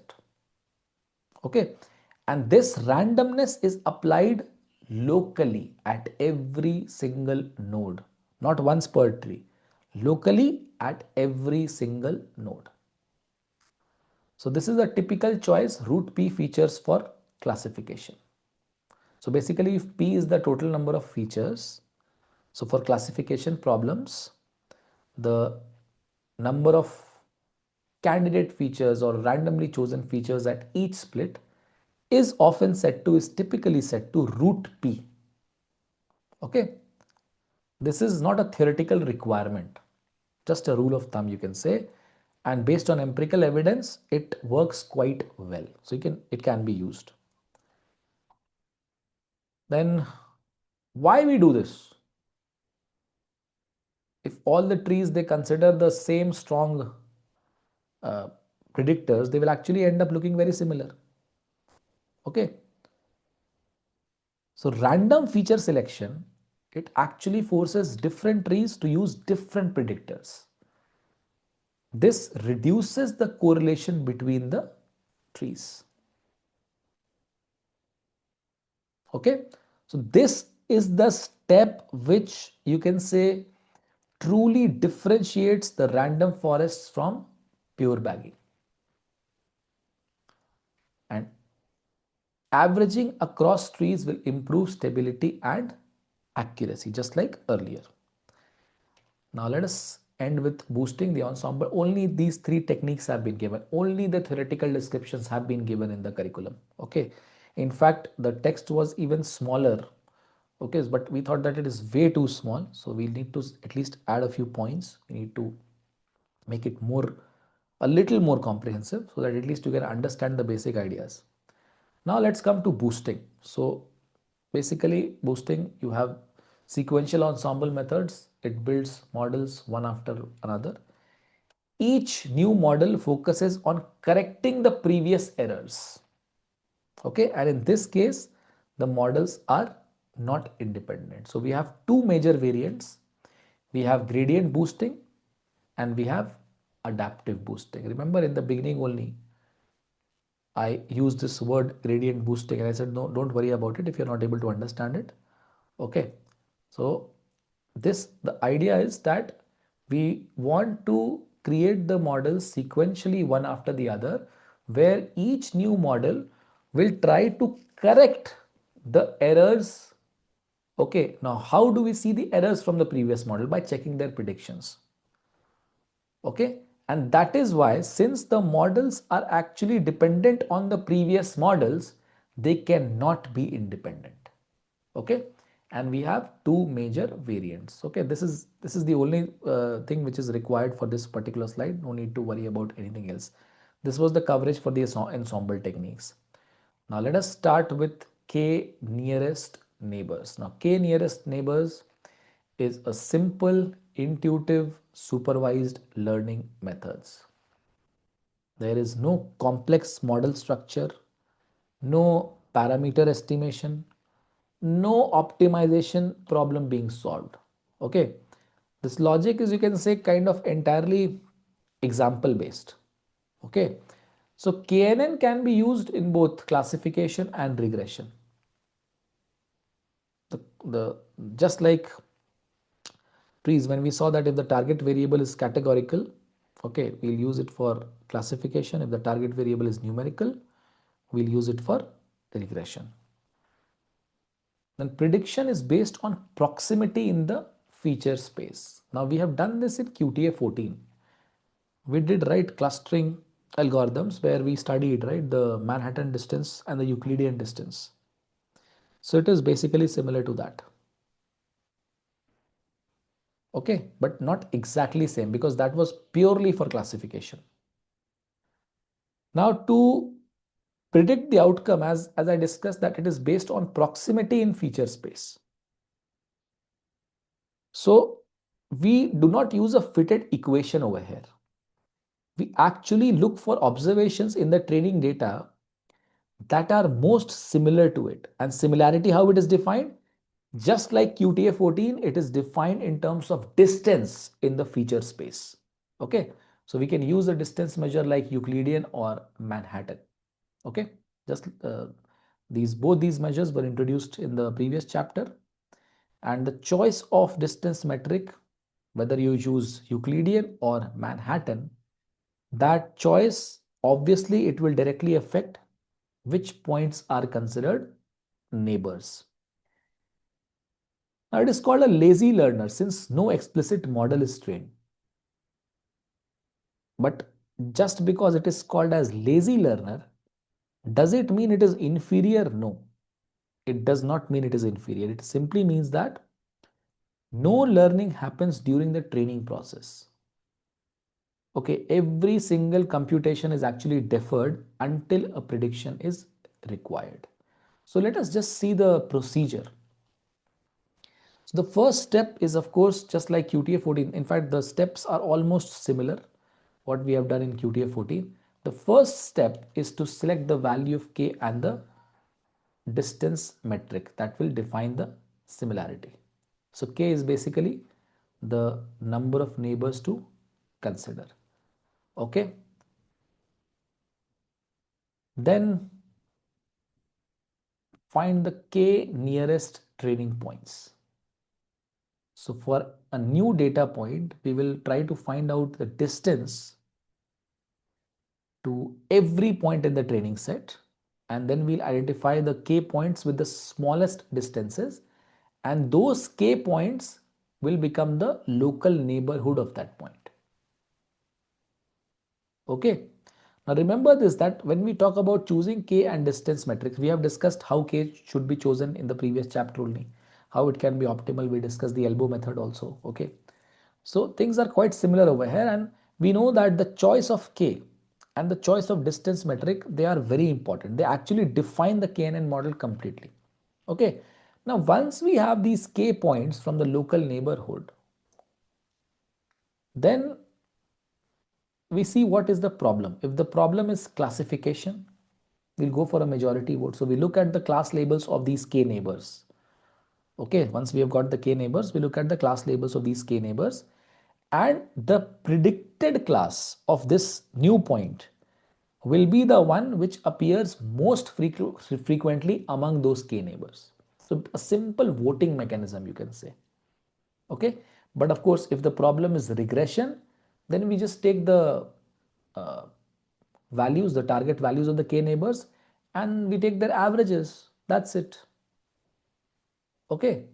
So again, whether you talk about classification or regression, the logic is local only. We are just considering the local neighbors. That's it in both the cases. Now, what about the choice of k? We have seen this earlier. Small k will mean low bias and high variance. So k controls the bias variance trade-off. Small k will mean high variance and low bias and high variance, whereas large k will imply high bias and low variance. Okay. So again, the common rule of thumb is k is equal to root n. So this bias variance trade-off and the choice of k we have also discussed in the previous QTA14. So I'm not going to explain it once again. So just this part is new. Common rule of thumb was not there earlier. So commonly used practical rule is to set k approximately equal to the square root of n, where n is the size of the training data set. So for example, let's say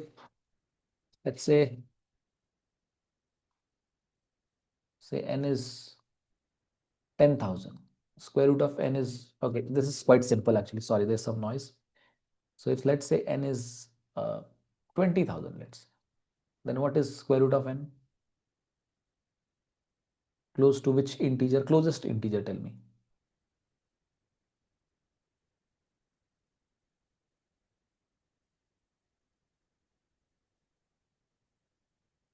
What is square root of 20,000? Please tell me. Just the closest integer, please.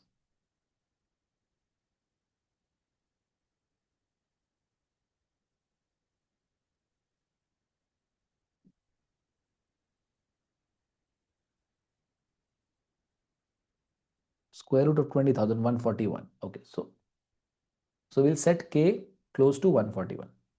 So this choice actually provides a reasonable balance between bias and variance. Okay. Now let us come to support vector machines. So they are also supervised learning models. Okay. Again, what is supervised learning model? They are trained using labeled data. So they are very well suitable for classification problems with many features. If the number of features is large, still support vector machines will work well for classifications. Okay. Even if we start with, say, a very uh, simple example, I mean, for visualization, if we study, the real strength of SVM will not be reflected in that example. Okay, I think there's a question which has been asked.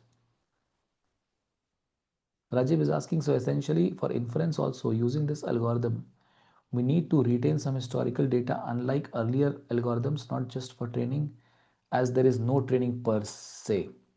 See, yes, actually, if there is no training per se,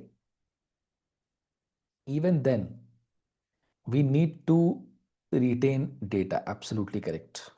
Because see, the idea is there are points which have already been classified or they have certain values. We are trying to predict, okay, if a new point comes, which class it lies or it belongs to, and if it is a classification problem, and if it is a regression problem, then what is its predicted value. So definitely we need data. Okay, training is not there, definitely. So in two dimensions, SVM finds a separating line between two classes. So as I said, this is actually a simple case. To build intuition, we are restricting ourselves to two dimensions because that is easy to visualize. So in this case, each observation will be a point on a plane. And if we are doing classification, it means that we are separating the two classes using a straight line. Okay, at this stage, we are thinking purely in geometrical terms. We are just asking whether a line can separate two groups of points or not. But as I said, the real strength of support vector machines will become clear in higher dimensional settings. Okay, so the objective is to maximize the margin between the two classes. SVM does not just choose any separating line because there can be many separating lines. Just like, when we were doing regression, there can be many lines fitting the points. But what was the best fit line? We used OLS for that. So this case, and what was the objective over there? Minimizing the sum of squared residuals. In this case, the objective is to maximize the margin between two asset classes. What is margin?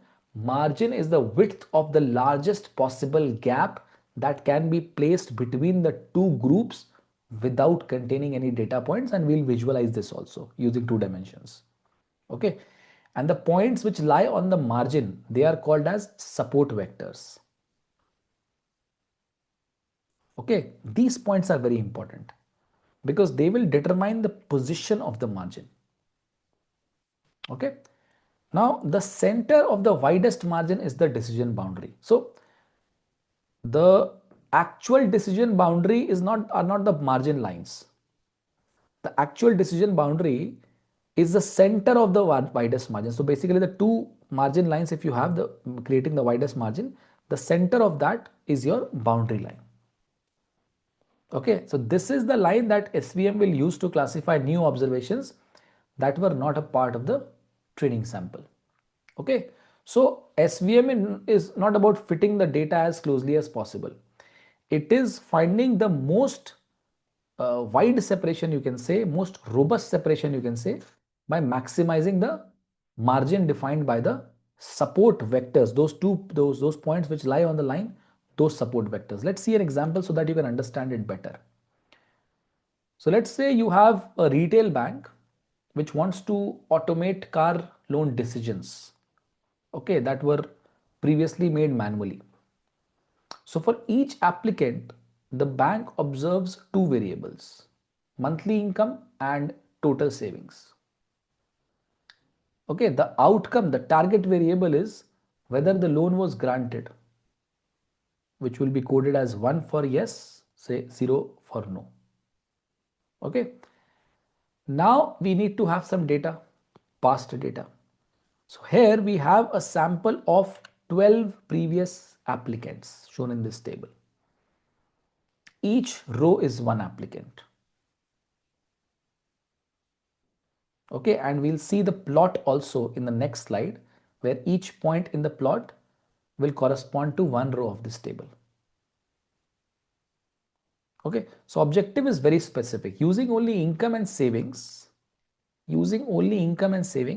we want to find a rule that separates applicants who were granted loans from those who were not, so that we can generalize or replicate the decisions for future applicants. Okay, so if you do this, actually you'll get this line. This support vector machine, it actually creates the widest separation path. So monthly income is on the x-axis, total savings is on the y-axis. You can see it clearly. Okay, so the two classes, basically this and this, they correspond to whether the loan was granted or not. And these dotted lines, they represent the edges of the, you can say, what do we call it, the widest path, right? The widest separating path. Okay, so basically the two dotted lines, they represent the margin or the edges of the widest separating path, and they are not arbitrary at all. They are positioned so that no data points lie between them. You can see that, and the distance between them is as large as possible. Now, what are support vectors? These are support vectors, these dots which exactly lie on the line, this one, and this one. The points that lie exactly on these dotted lines, they are actually support vectors. And these points, they determine the position of the margin. Even if any of the points moved slightly, the margin boundary, the margin width, everything would change. And this solid line in the center is your decision boundary. This solid line in the center is your decision boundary. Okay, so using the points, if a little bit of algebra is applied, which we will not do here, I will not derive the equation. Exactly, it is a linear model. Decision boundary is a linear equation in income and savings. And in fact, if you apply a little bit of algebra, this is the exact equation of this line. You will not be required to derive, don't worry. Okay, and we know that boundary, since the boundary corresponds to the center of the margin, so these two margins,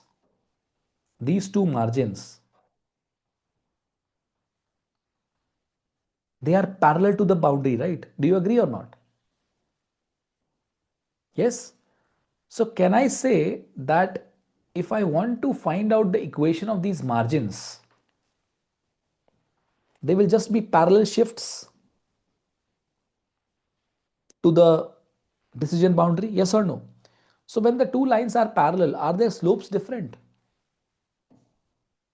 The slopes are not different, right? Slopes will be same, right? Only intercepts are different, correct? So if you apply this logic, then can I say that only if I change this, the right hand side, everything if I make the same, in fact, I don't even want to change this. Only if I change this, so basically the coefficients I keep the same, only if I change this part by a certain amount, I can get these two margin equations.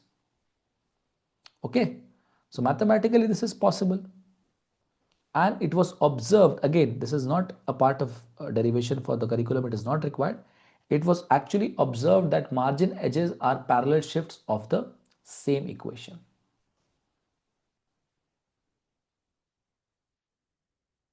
Okay, now one thing I want to just ask you guys, look at the diagram, and if you want I can go back and get you the table also, so that you can look at that table also. Tell me one thing. See, it is very clear that points on one side of the line are classified as loan granted and points on the other side of the line are classified as loan not granted. Can you tell me which ones are granted and which ones are not granted? Even if you don't see the table, just by basic common sense and see the x and y axis, what do you think, which ones would have been granted? The square ones or the circle ones? Correct. Why?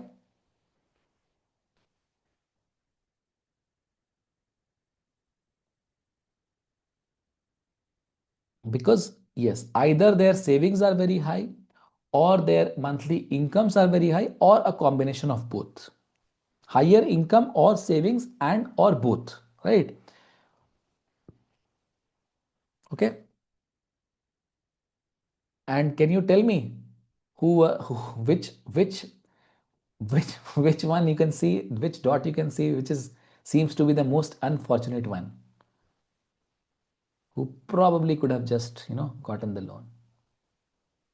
Any particular point which you are seeing, the most unfortunate one in terms of loan granting, of course? Correct. Okay, that one also, but if you see technically there is actually one other point, Rajiv. Yes, the one which is exactly on the boundary, right? One on the dotted. So the support vectors basically, right? On this side.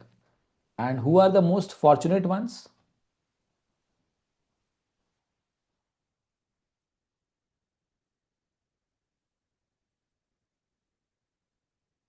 Who just managed to get the loan, maybe?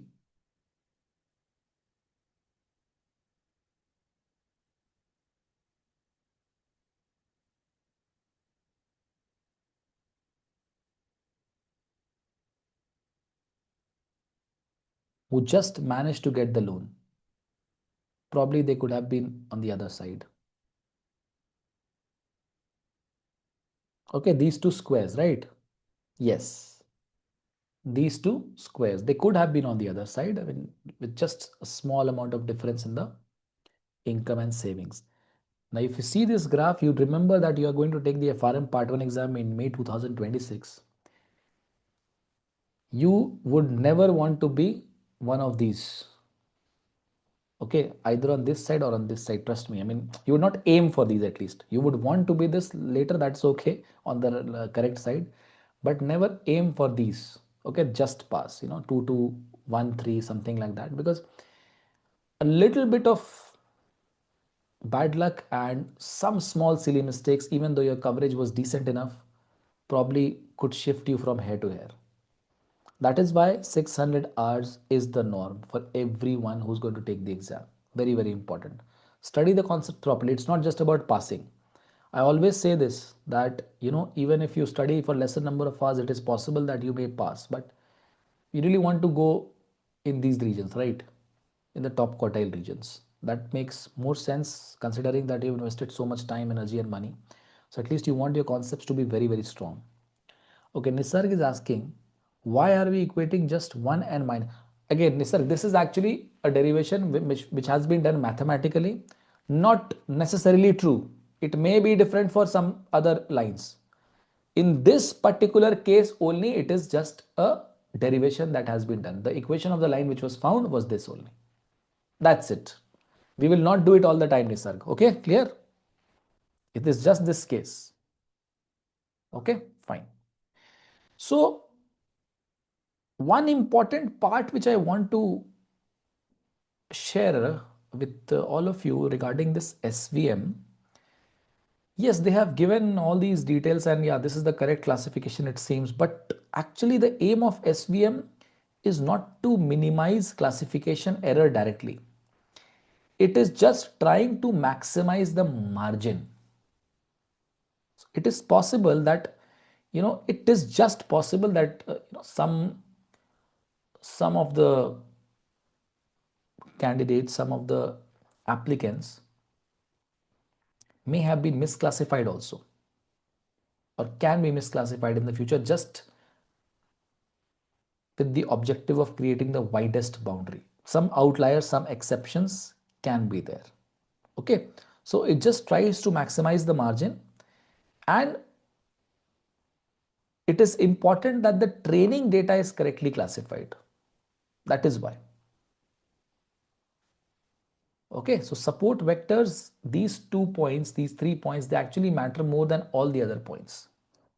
Okay, that is very, very important. Then extensions. So even though our earlier example, we used only 2 features, what I said that the SVM framework, the real strength is shown in higher dimensions. The SVM framework is not limited to lower dimensions. Okay, same applies to higher dimensional feature spaces. Now, when we move beyond 2 dimensions, the separating object is no longer a line. It is actually a hyperplane. In realistic data sets, perfect separation may not be possible. It is often impossible to draw a boundary that perfectly separates the classes. So there will be some overlap between the groups, which is unavoidable. Okay. In those situations, again, there will be a trade-off. There is always a trade-off in all the machine learning models. So the model will try to balance having as wide margin as possible against allowing a limited number of misclassifications.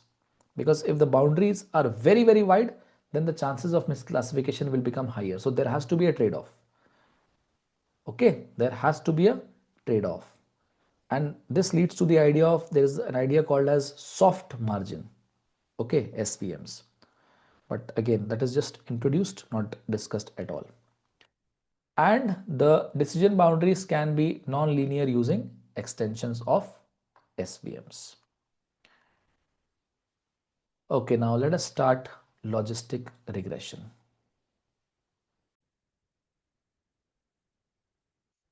Okay, now when we talk about finance problems, there are many outcomes, in fact, which are binary. Okay, so binary outcomes are quite common in finance. So what kind of binary problems we can have? Say default versus no default. Okay, or fraud versus no fraud, or approve versus reject, anything like that. So if we try to use linear regression, linear models here, the fitted value can easily become negative or even greater than 1. So this already tells us that something is wrong, because probabilities have to lie between 0 and 1. So logistic regression, it fixes this problem by not modeling the probability directly with a straight line. Okay, it uses a bounded transformation. It will first build a linear score in the background, and then it will transform that score using a bounded transformation or a bounded function. And this transformation will force the output to behave like a probability. Okay, the bounded transformation is basically the logistic or the sigmoid function. This function. This formula is important, because no matter what the value of y is, sorry, very negative, very positive, okay, small, large, whatever, the output is always between 0 and 1. This is the mathematical reason why logistic regression works for probabilities. Okay, so when we plot this function, we get a S-shaped sigmoid curve, we call it. Okay, around the middle, if you see, the curve is actually steep, so small changes in y lead to large changes in the probability. But at the extremes, the curve is flattening completely. It is actually reducing the sensitivity a lot. Okay, this is not an assumption. This shape is not an assumption. Okay, this shape is a direct consequence of this formula. Okay, now logistic regression begins by forming a linear index of the features, like linear regression. This part looks exactly like linear regression. We just take the weighted sum of the features, taking the coefficients as the weight, we add an intercept, and then we compute a single real number yj. So at this stage, there is nothing probabilistic till now. The value can lie anywhere on the real line, positive or negative. The key difference from the linear regression comes now. Instead of treating this linear index as the final output, logistic regression passes it through the logistic function, as we discussed in the previous slide. Okay, the transformation is what converts this unrestricted real number into a bounded or valid probability. So if you apply the logistic function, we can interpret the result as the probability that the outcome equals to 1. Okay, so this formula will ensure that the probability always lies strictly between 0 and 1, irrespective of, again, I'm saying irrespective of how large or small yj can become. So obviously, if you have the probability of yj equal to 1, the probability of yj equal to 0 is 1 minus pj. Okay, since there are only two outcomes, it is simply 1 minus pj. Now, because the model output is non-linear in the parameters, obviously you cannot use OLS, because OLS could be used in linear regression. Okay, so the assumptions behind the OLS will not hold, and in this case, we will use methods which are known as maximum likelihood methods. Okay, so this approach, again, I'm not using the formulas. I'm completely letting go of the formulas here from this chapter, because I think intuition for this part is much more important. Okay, so this approach, it actually chooses the coefficients which make the outcomes in the data most likely. Okay, if the probabilities are given by the logistic model. Now there is a function L which is given as a product of basically it's a likelihood function which has been constructed, a product of some quantities. But even though I'm not using the formulas, I'm letting go, as I said, of the formulas. I'll just mention that it is easier to maximize the log likelihood function, log of L, rather than the likelihood function in practice, because we'll see that there was a product in the likelihood function. It is given in the main PDF which we have shared with you. Okay, so the log of, basically the product of two numbers becomes log a plus log b. So that property is conveniently used. So taking the logs will turn the products into sums. So the conceptual part is important. Again, I'm repeating, formula is not important from the exam point of view. Okay, and this will make both the computation as well as numerical optimization much more stable. Now, once the parameters are estimated using maximum likelihood measure, we can compute the predicted probabilities for each observation. Okay, even now, till now, at this stage, the model is not producing class labels till now. It is just producing the probabilities between 0 and 1. Now, to convert these probabilities into actual class prediction, now we again choose a threshold value which is denoted by Z. Okay, so if the predicted probability is greater than or equal to this threshold, then we say that the observation is classified as 1, otherwise it is 0. A very basic, simple idea. We'll choose a threshold and we'll see if the predicted probability is greater than this threshold or not. Okay. Now you tell me, let's just recollect that those errors. You remember the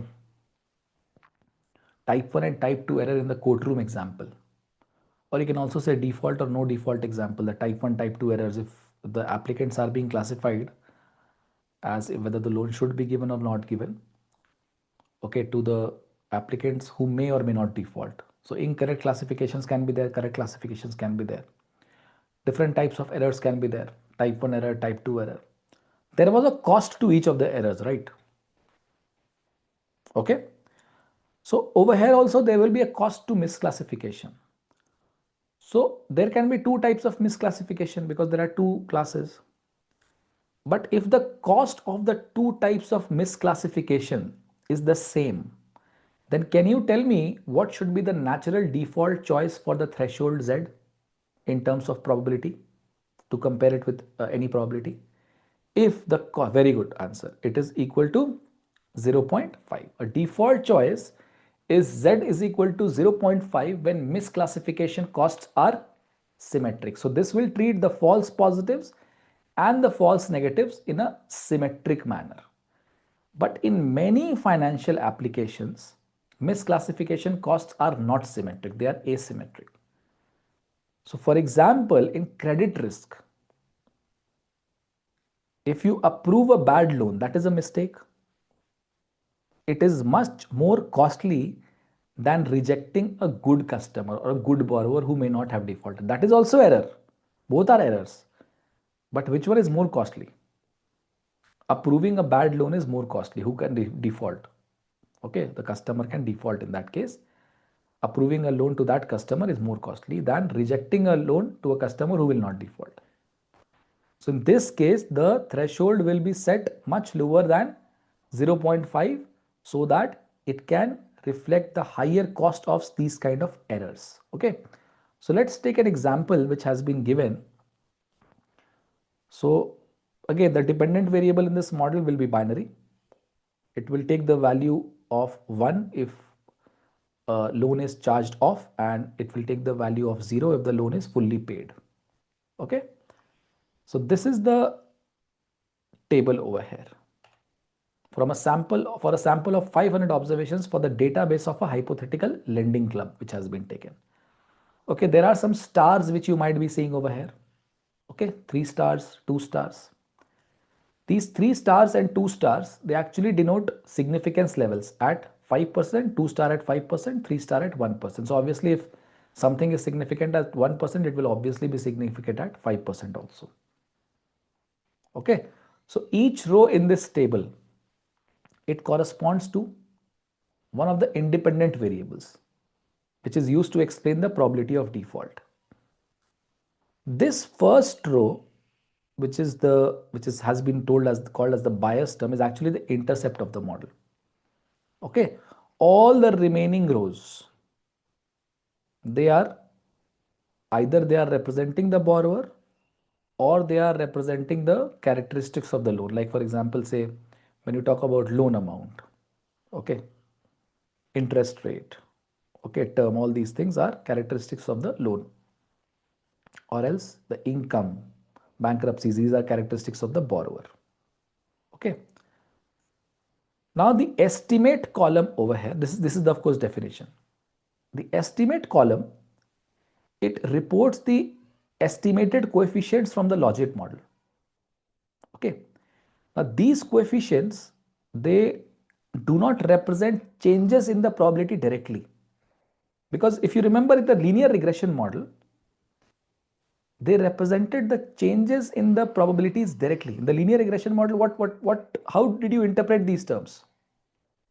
How did you interpret these terms in the linear regression model? The percentage change in y with respect to a 1 unit change in x, keeping everything else as constant. Okay, so basically using that logic, these estimates should represent a percentage change in probability only, because y is probability over here. Okay, but that is not the case because it is not a linear regression model.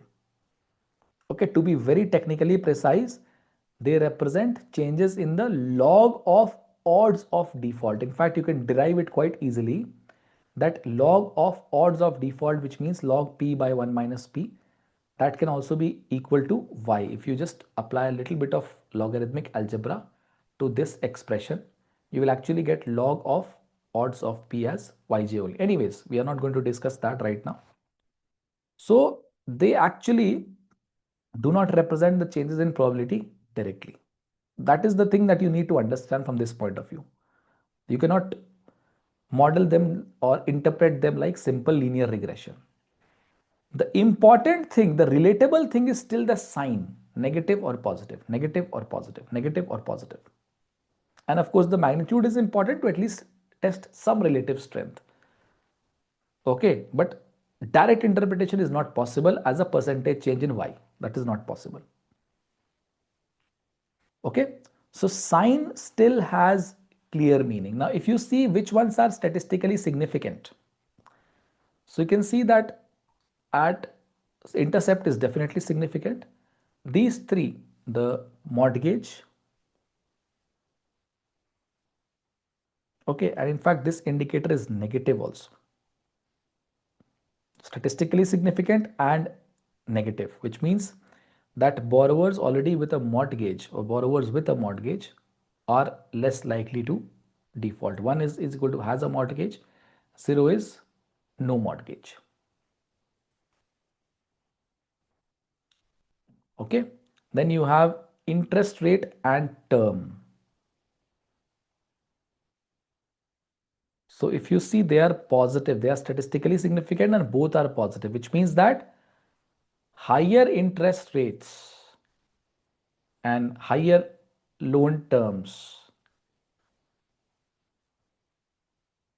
they are associated with higher probability of default because they are statistically significant. For the rest of them, you cannot say anything because they are not statistically significant. May be relevant, may not be relevant. Right now, we don't know. Okay, so these variables like loan amount, delinquencies, bankruptcies, all these things, they are there. But for this particular model, given the other variables in the model and the sample size which has been used, their effects on default probability are not statistically significant, so we don't know. And standard error, of course, it is used to measure the uncertainty around each coefficient. So at this stage, the focus is on understanding direction and significance. That's it, not on computing any probabilities. Okay. The formulas related to logistic regression we'll see later on, and we'll compute everything properly. But this is only the part which needs to be understood. Okay. So coefficients cannot be interpreted directly as marginal effects because of nonlinear transformation, as I said just now.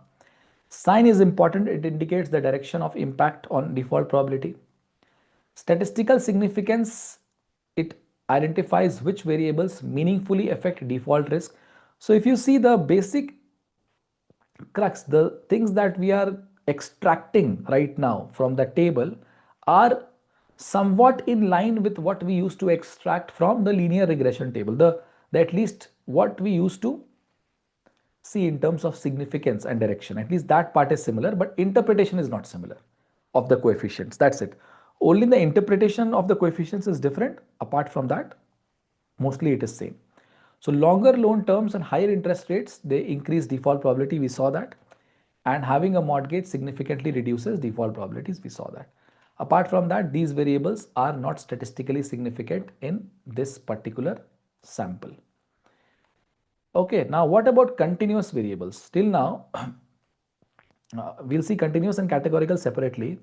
So continuous model outputs, they are evaluated using forecast error measures. So when the model output is continuous, like say yield or return or price, we cannot use the classification metrics. Okay, we'll evaluate the model by measuring how far its prediction are from the actual observed values. And it is important that these errors are computed on a test sample, not the training sample. Okay, so the goal is not to see how well the model is fitting the data already it was trained on. It doesn't matter, right? But of course, how well it performs on unseen data, just like other machine learning models. You have for continuous variables the very important parameter MSFE, mean squared forecast error. The difference between the true value and the predicted value square average. So it is very similar to SSR, sum of squared residuals. And then you also have absolute forecast error. So instead of squaring, we take the absolute values. So what is the main difference between these two? If you are squaring, it means that larger errors, just like we saw in the L2 regularization, larger errors, since they are getting squared, they are getting penalized more heavily. Whereas in this case, since we are not squaring, so the errors are being treated linearly. The large deviations are not getting overweighted. Okay. And in both the cases, obviously the lower error values will indicate better out of sample performance. So this was for continuous variable, a very short slide is there. That's it. Apart from that, the content itself in the curriculum is also quite short. So don't worry about it. Just make sure you go through these points and that's it. So the important part to remember is that MSFE is more sensitive to outliers. AFE is not as that sensitive. It is more robust. Okay. This can be tested in the exam. Next, you have category variable. So we saw binary classification models, right? Binary classification models, they are actually evaluated using what we call as a confusion matrix. Okay, we cannot evaluate the model using forecast errors like squared errors if the outcome variable is categorical and binary. We will just evaluate the performance by comparing the predicted classes with the actual outcomes. And this is a very interesting part which we'll do today.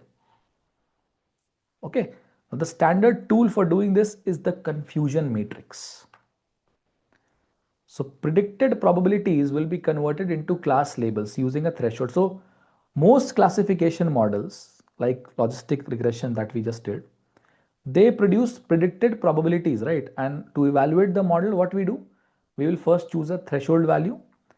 Okay, if the predicted probability exceeds this threshold, we will classify the outcome as 1, otherwise as 0. So that will be our prediction. Okay, now once the probabilities have been converted uh, to class labels, then we will have the confusion matrix. Okay, how the model makes correct predictions versus how often it is making mistakes. So each cell in the matrix, it will correspond to a specific combination of predicted outcome and true outcome. So let's just see an example and make it more interesting. So in this table, the rows, they represent true outcomes and columns, they represent the predictions of the model. Okay, so in total, you see the outcome is 432 plus 168, which is 600 firms paid the dividend, 400 firms did not pay the dividend. There are total number of 1000 firms, out of which 600 paid dividends, 400 did not. But these are the predictions. Okay, so for example, if you see 432 observations, they actually paid a dividend and they were also classified that they will pay. So these are correct predictions. Similarly, 279, they were predicted also not to pay and they actually did not pay. So this is also correct prediction. So correct predictions are on the main diagonal of the confusion matrix. But the off diagonal elements 168 and 121, they are errors. Off diagonal elements, they are classification errors. Because if you see, this 168 represents the firms that paid a dividend actually, but it was predicted that they will not pay. Similarly, 121 firms were predicted to pay, but they did not pay. So again, this is quite analogous to type 1, type 2 errors. Okay, and the structure of the matrix is always 2 cross 2 for binary outcomes. Okay, now let us come to the uh, predictions. Let us come to the outcomes which we'll define. Okay, so we'll define 4 possible outcomes. We'll have a true positive. So true positive, it will occur when the model will predict a positive outcome and the actual outcome is also positive. Okay, just like in the previous table. The model predicted that the firm will pay a dividend and the firm does in fact pay a dividend. So correct positive classification. Then false negative. False negative will occur when the model will predict a negative outcome, but the actual outcome is positive. So the model, in the previous example, the model predicts that a firm will not pay a dividend, but the firm actually pays a dividend. So there is an error where these positive cases are missed and it is known as false negative. Negative prediction but positive outcome. Then you have false positive. A false positive will occur when the model predicts a positive outcome, but the actual outcome is actually negative. So in the previous example, the model will predict that a firm will pay a dividend, but the firm is not paying a dividend. So again, it's a false positive. Incorrectly, a negative case was actually incorrectly flagged as positive. So it's a false positive. And then you will have a true negative. So in this case, the model predicts a negative outcome and the actual outcome is also negative. Okay, so the model predicts that a firm will not pay a dividend and the firm indeed does not pay a dividend. A correct negative classification. So let's construct the table once again and see which ones are the true positives, true negatives, false negative, false positive. Divided by 1000 because 600 plus 400 is 1000. You can see the total number of firms is 432 plus 168, which is 600. 121 plus 279 is 400. 600 plus 400 is 1000. So in percentage terms also we have converted. So these are the true ones, these are the false ones. Okay. Now again I'm reproducing this table and we will calculate some very important parameters, very important parameters. We'll start with accuracy. So accuracy is defined like this. It measures the overall fraction of correct predictions. You can see in the numerator we have only true positive, true negative. So correct predictions, accuracy. And in the denominator, we have all the outcomes. So can you tell me what is the accuracy quickly? Just see the formula, plug in the numbers and send your answers quickly.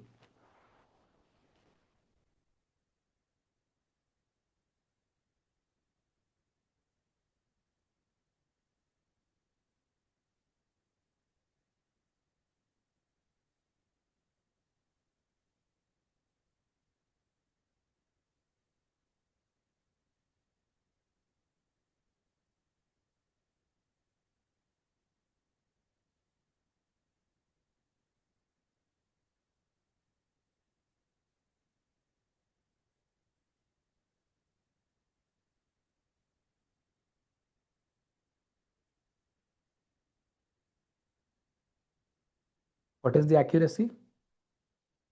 Just add the numbers. I mean, total denominator you already know will be 1000, right? Total number of cases. Anyone else getting the same result? Lokesh is getting 71.1. Anyone else who's getting the same result? Let's verify. Okay. Okay. So the accuracy is 71.1%. Now, what is precision? Now, precision will focus only on those cases where the model actually predicted a positive outcome. Okay. So, in this case, I mean, if this is the equation, basically it is answering the question that when the model is predicting that a firm will pay a dividend, how often is that prediction correct? Okay, so this is the prediction you see. So only these cases are being considered. Out of these, what is the proportion of correct cases? That is your precision.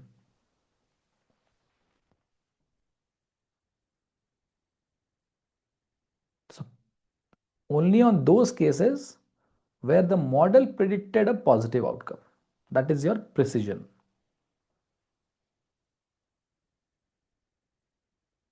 Send your answers for precision, how much you're getting. Okay. Okay. Correct. So it is 78.1%. Okay. Now recall. Recall, it focuses only on the actual positive cases over here. So basically out of all the firms that actually or truly paid dividends, how many did the model correctly identify? how many did the model correctly identify?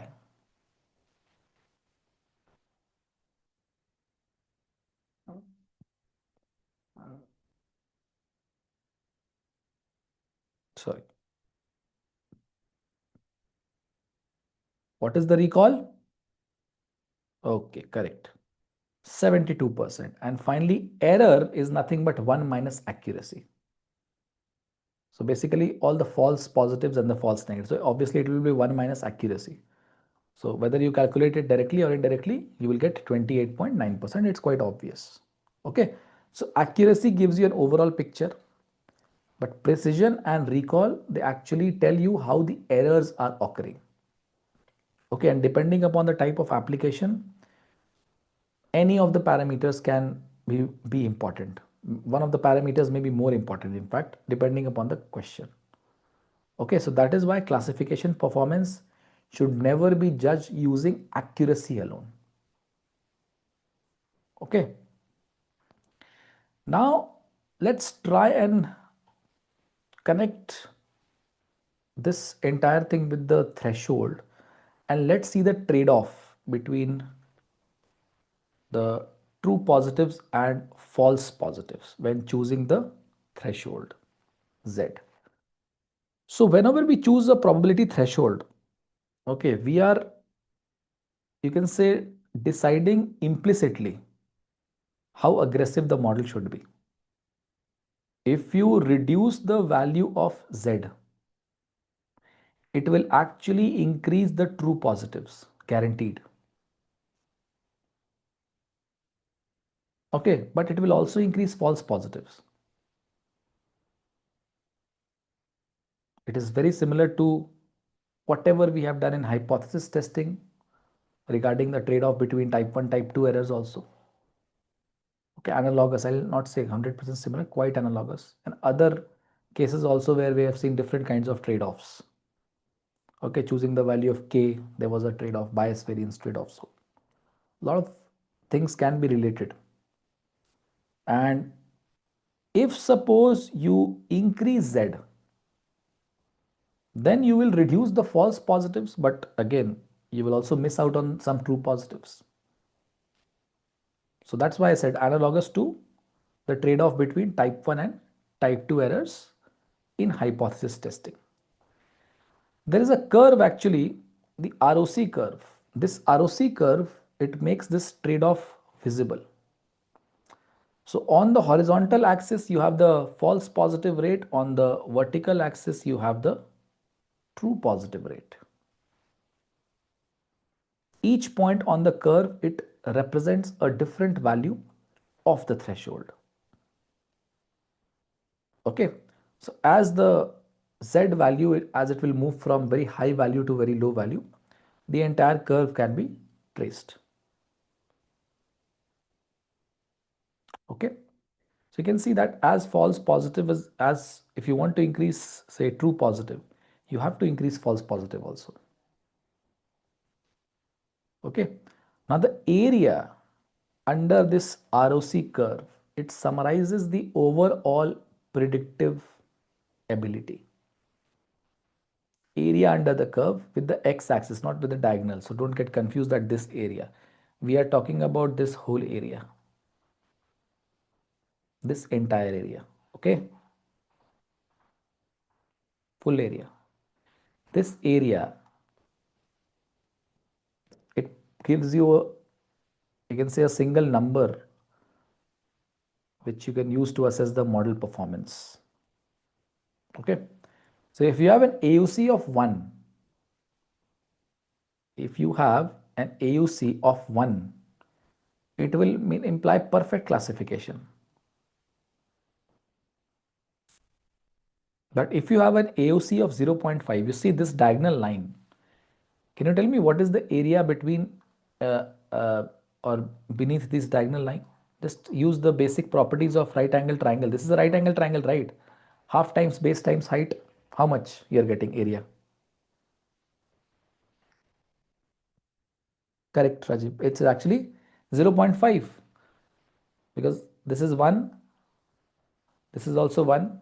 So half times 1 is 0.5, and of course it's 50% of the area of the square when AUC is 1.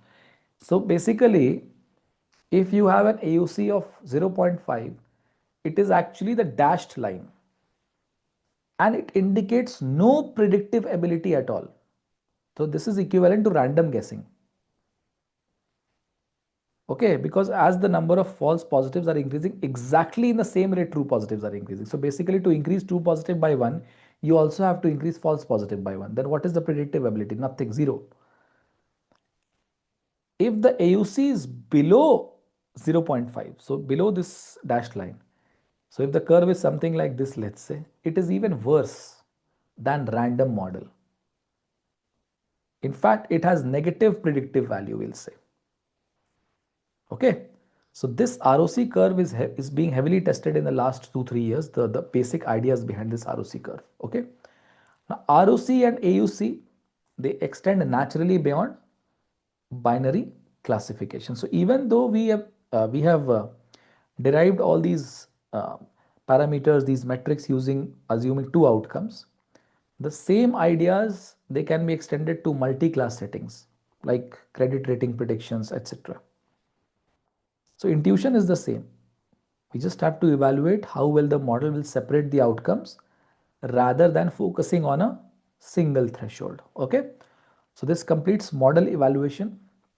Now let us switch on to the last part for this section, which is neural networks. And as I said, I have stripped off the formulas completely just to make sure that the theoretical parts are included and the conceptual part as much as possible is included. But mostly, I mean, they have not discussed anything. All the things are given in a very superficial way. So we'll just do the things intuitively and theoretically.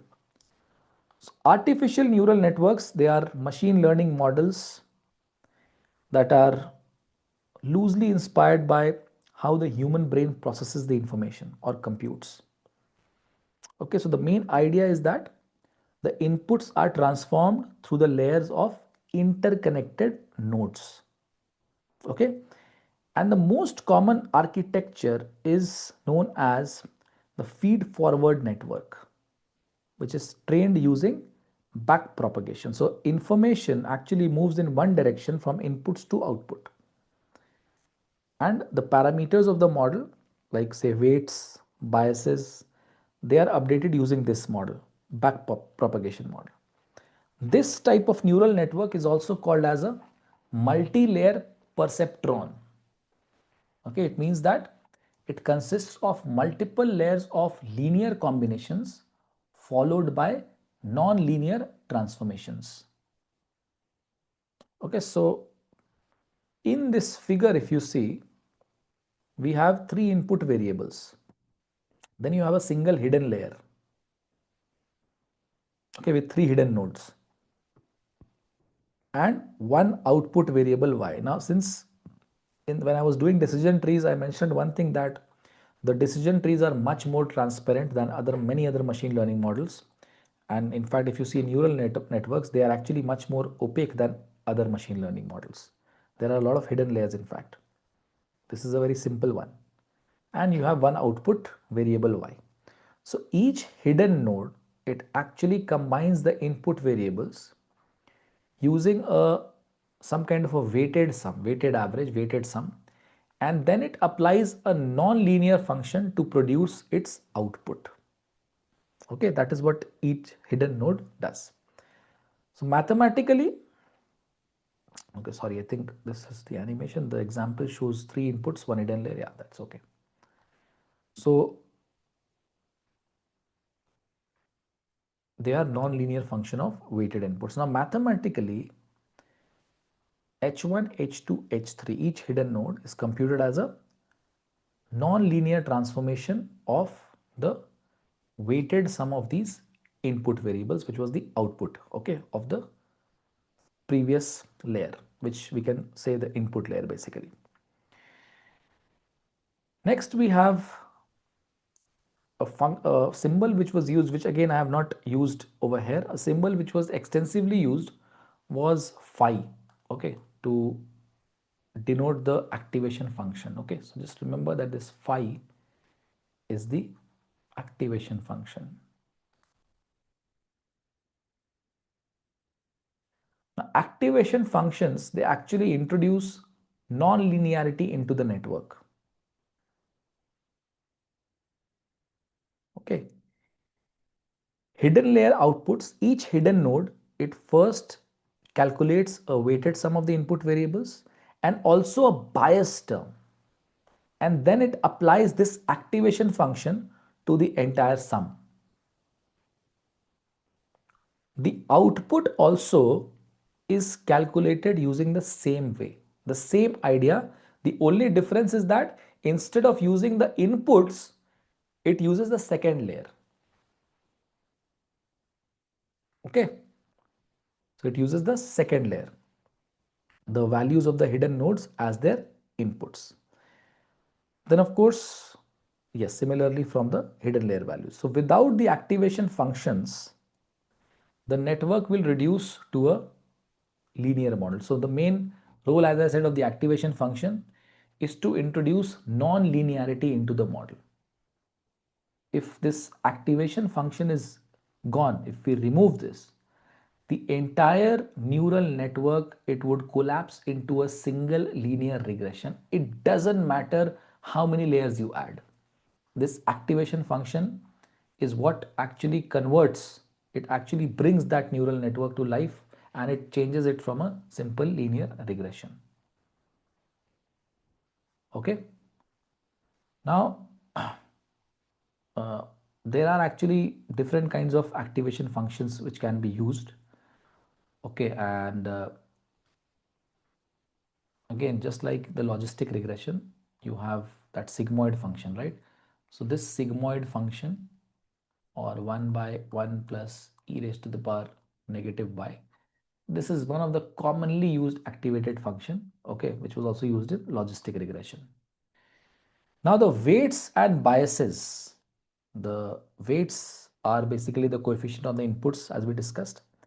Biases are the constant terms. Okay, in fact, the intercept also is one of the biases. That is what we, in machine learning language, even the intercept we refer it to as the bias. So they are added to each linear combination, and these parameters, they are learned from the data during the training process. Now, neural network parameters are estimated using gradient descent. So in linear regression, actually, the solution that we got for the parameters, when we studied linear regression in the last class, the solution that we got for beta, alpha, all those things, they are known as closed form solutions. In this case, we don't have those kind of closed form direct solutions. We actually rely on an algorithm which is known as, or a method which is known as gradient descent, to estimate the weights as well as the biases. So gradient descent, again, it has just been introduced very, very superficially.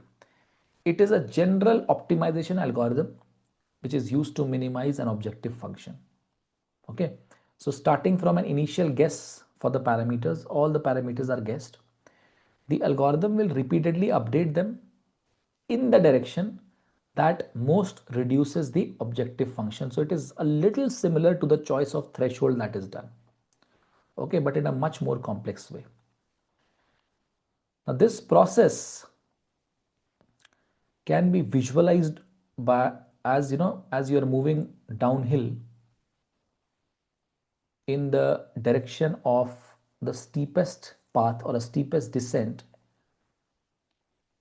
in a valley which cannot be visualized. Actually, you can say it's a valley which is not three-dimensional, it is actually, or two-dimensional, it is actually a multi-dimensional valley. So at each step, at every single step, a new direction of the steepest descent will be calculated, and then the parameters will be updated accordingly. Okay. And there is something called as the learning rate. This learning rate will determine how large each step is. If the learning rate is too small, the convergence will be very, very slow. And if the learning rate is too large, then the algorithm will actually, in fact, it is possible that it will kind of bypass or overshoot the minimum value, and it will not even converge, it will just oscillate. Okay, so there has to be a proper trade-off, a proper selection of the learning rate as well. Now, neural networks, they often have multiple parameters, many parameters due to multiple hidden layers. So in practice, neural networks contain many hidden layers and many nodes per layer. Okay, this also leads to a very large number of parameters, which increases the risk of overfitting. Okay, so when the model continues to improve its performance on the training data, whereas its performance on the new data or unseen data will continue to decrease. Okay, so that is why what we do, just like every single machine learning model, here also validation data becomes very important. Okay, so initially what will happen, initially both the training performance and validation performance improves. But after a certain point, it is observed that if further training is done, validation performance actually starts to worsen. Even though training performance improves, validation performance starts to worsen, and that is where the training should stop, when validation performance worsens. And neural networks are much harder to interpret than traditional models. So compared to traditional econometric models, they are much harder to interpret. Okay, so yes, it is possible to know the weights, the fitted weights, uh, the estimates of the biases and other parameters, but understanding their combined effect is very difficult because of the layered non-linear structure. Okay, and this is one of the very important drawbacks, or you can say lack of interpretability is one of the main trade-offs or drawbacks, you can say, when you are using neural networks, because of course the performance is going to be good, the predictive ability is going to be good, but there will be a lot of opacity, there will be a lot of lack of interpretability. Okay, fine. So that's it for this chapter. So thank you very much for attending the session. We'll just end this session now. Thank you.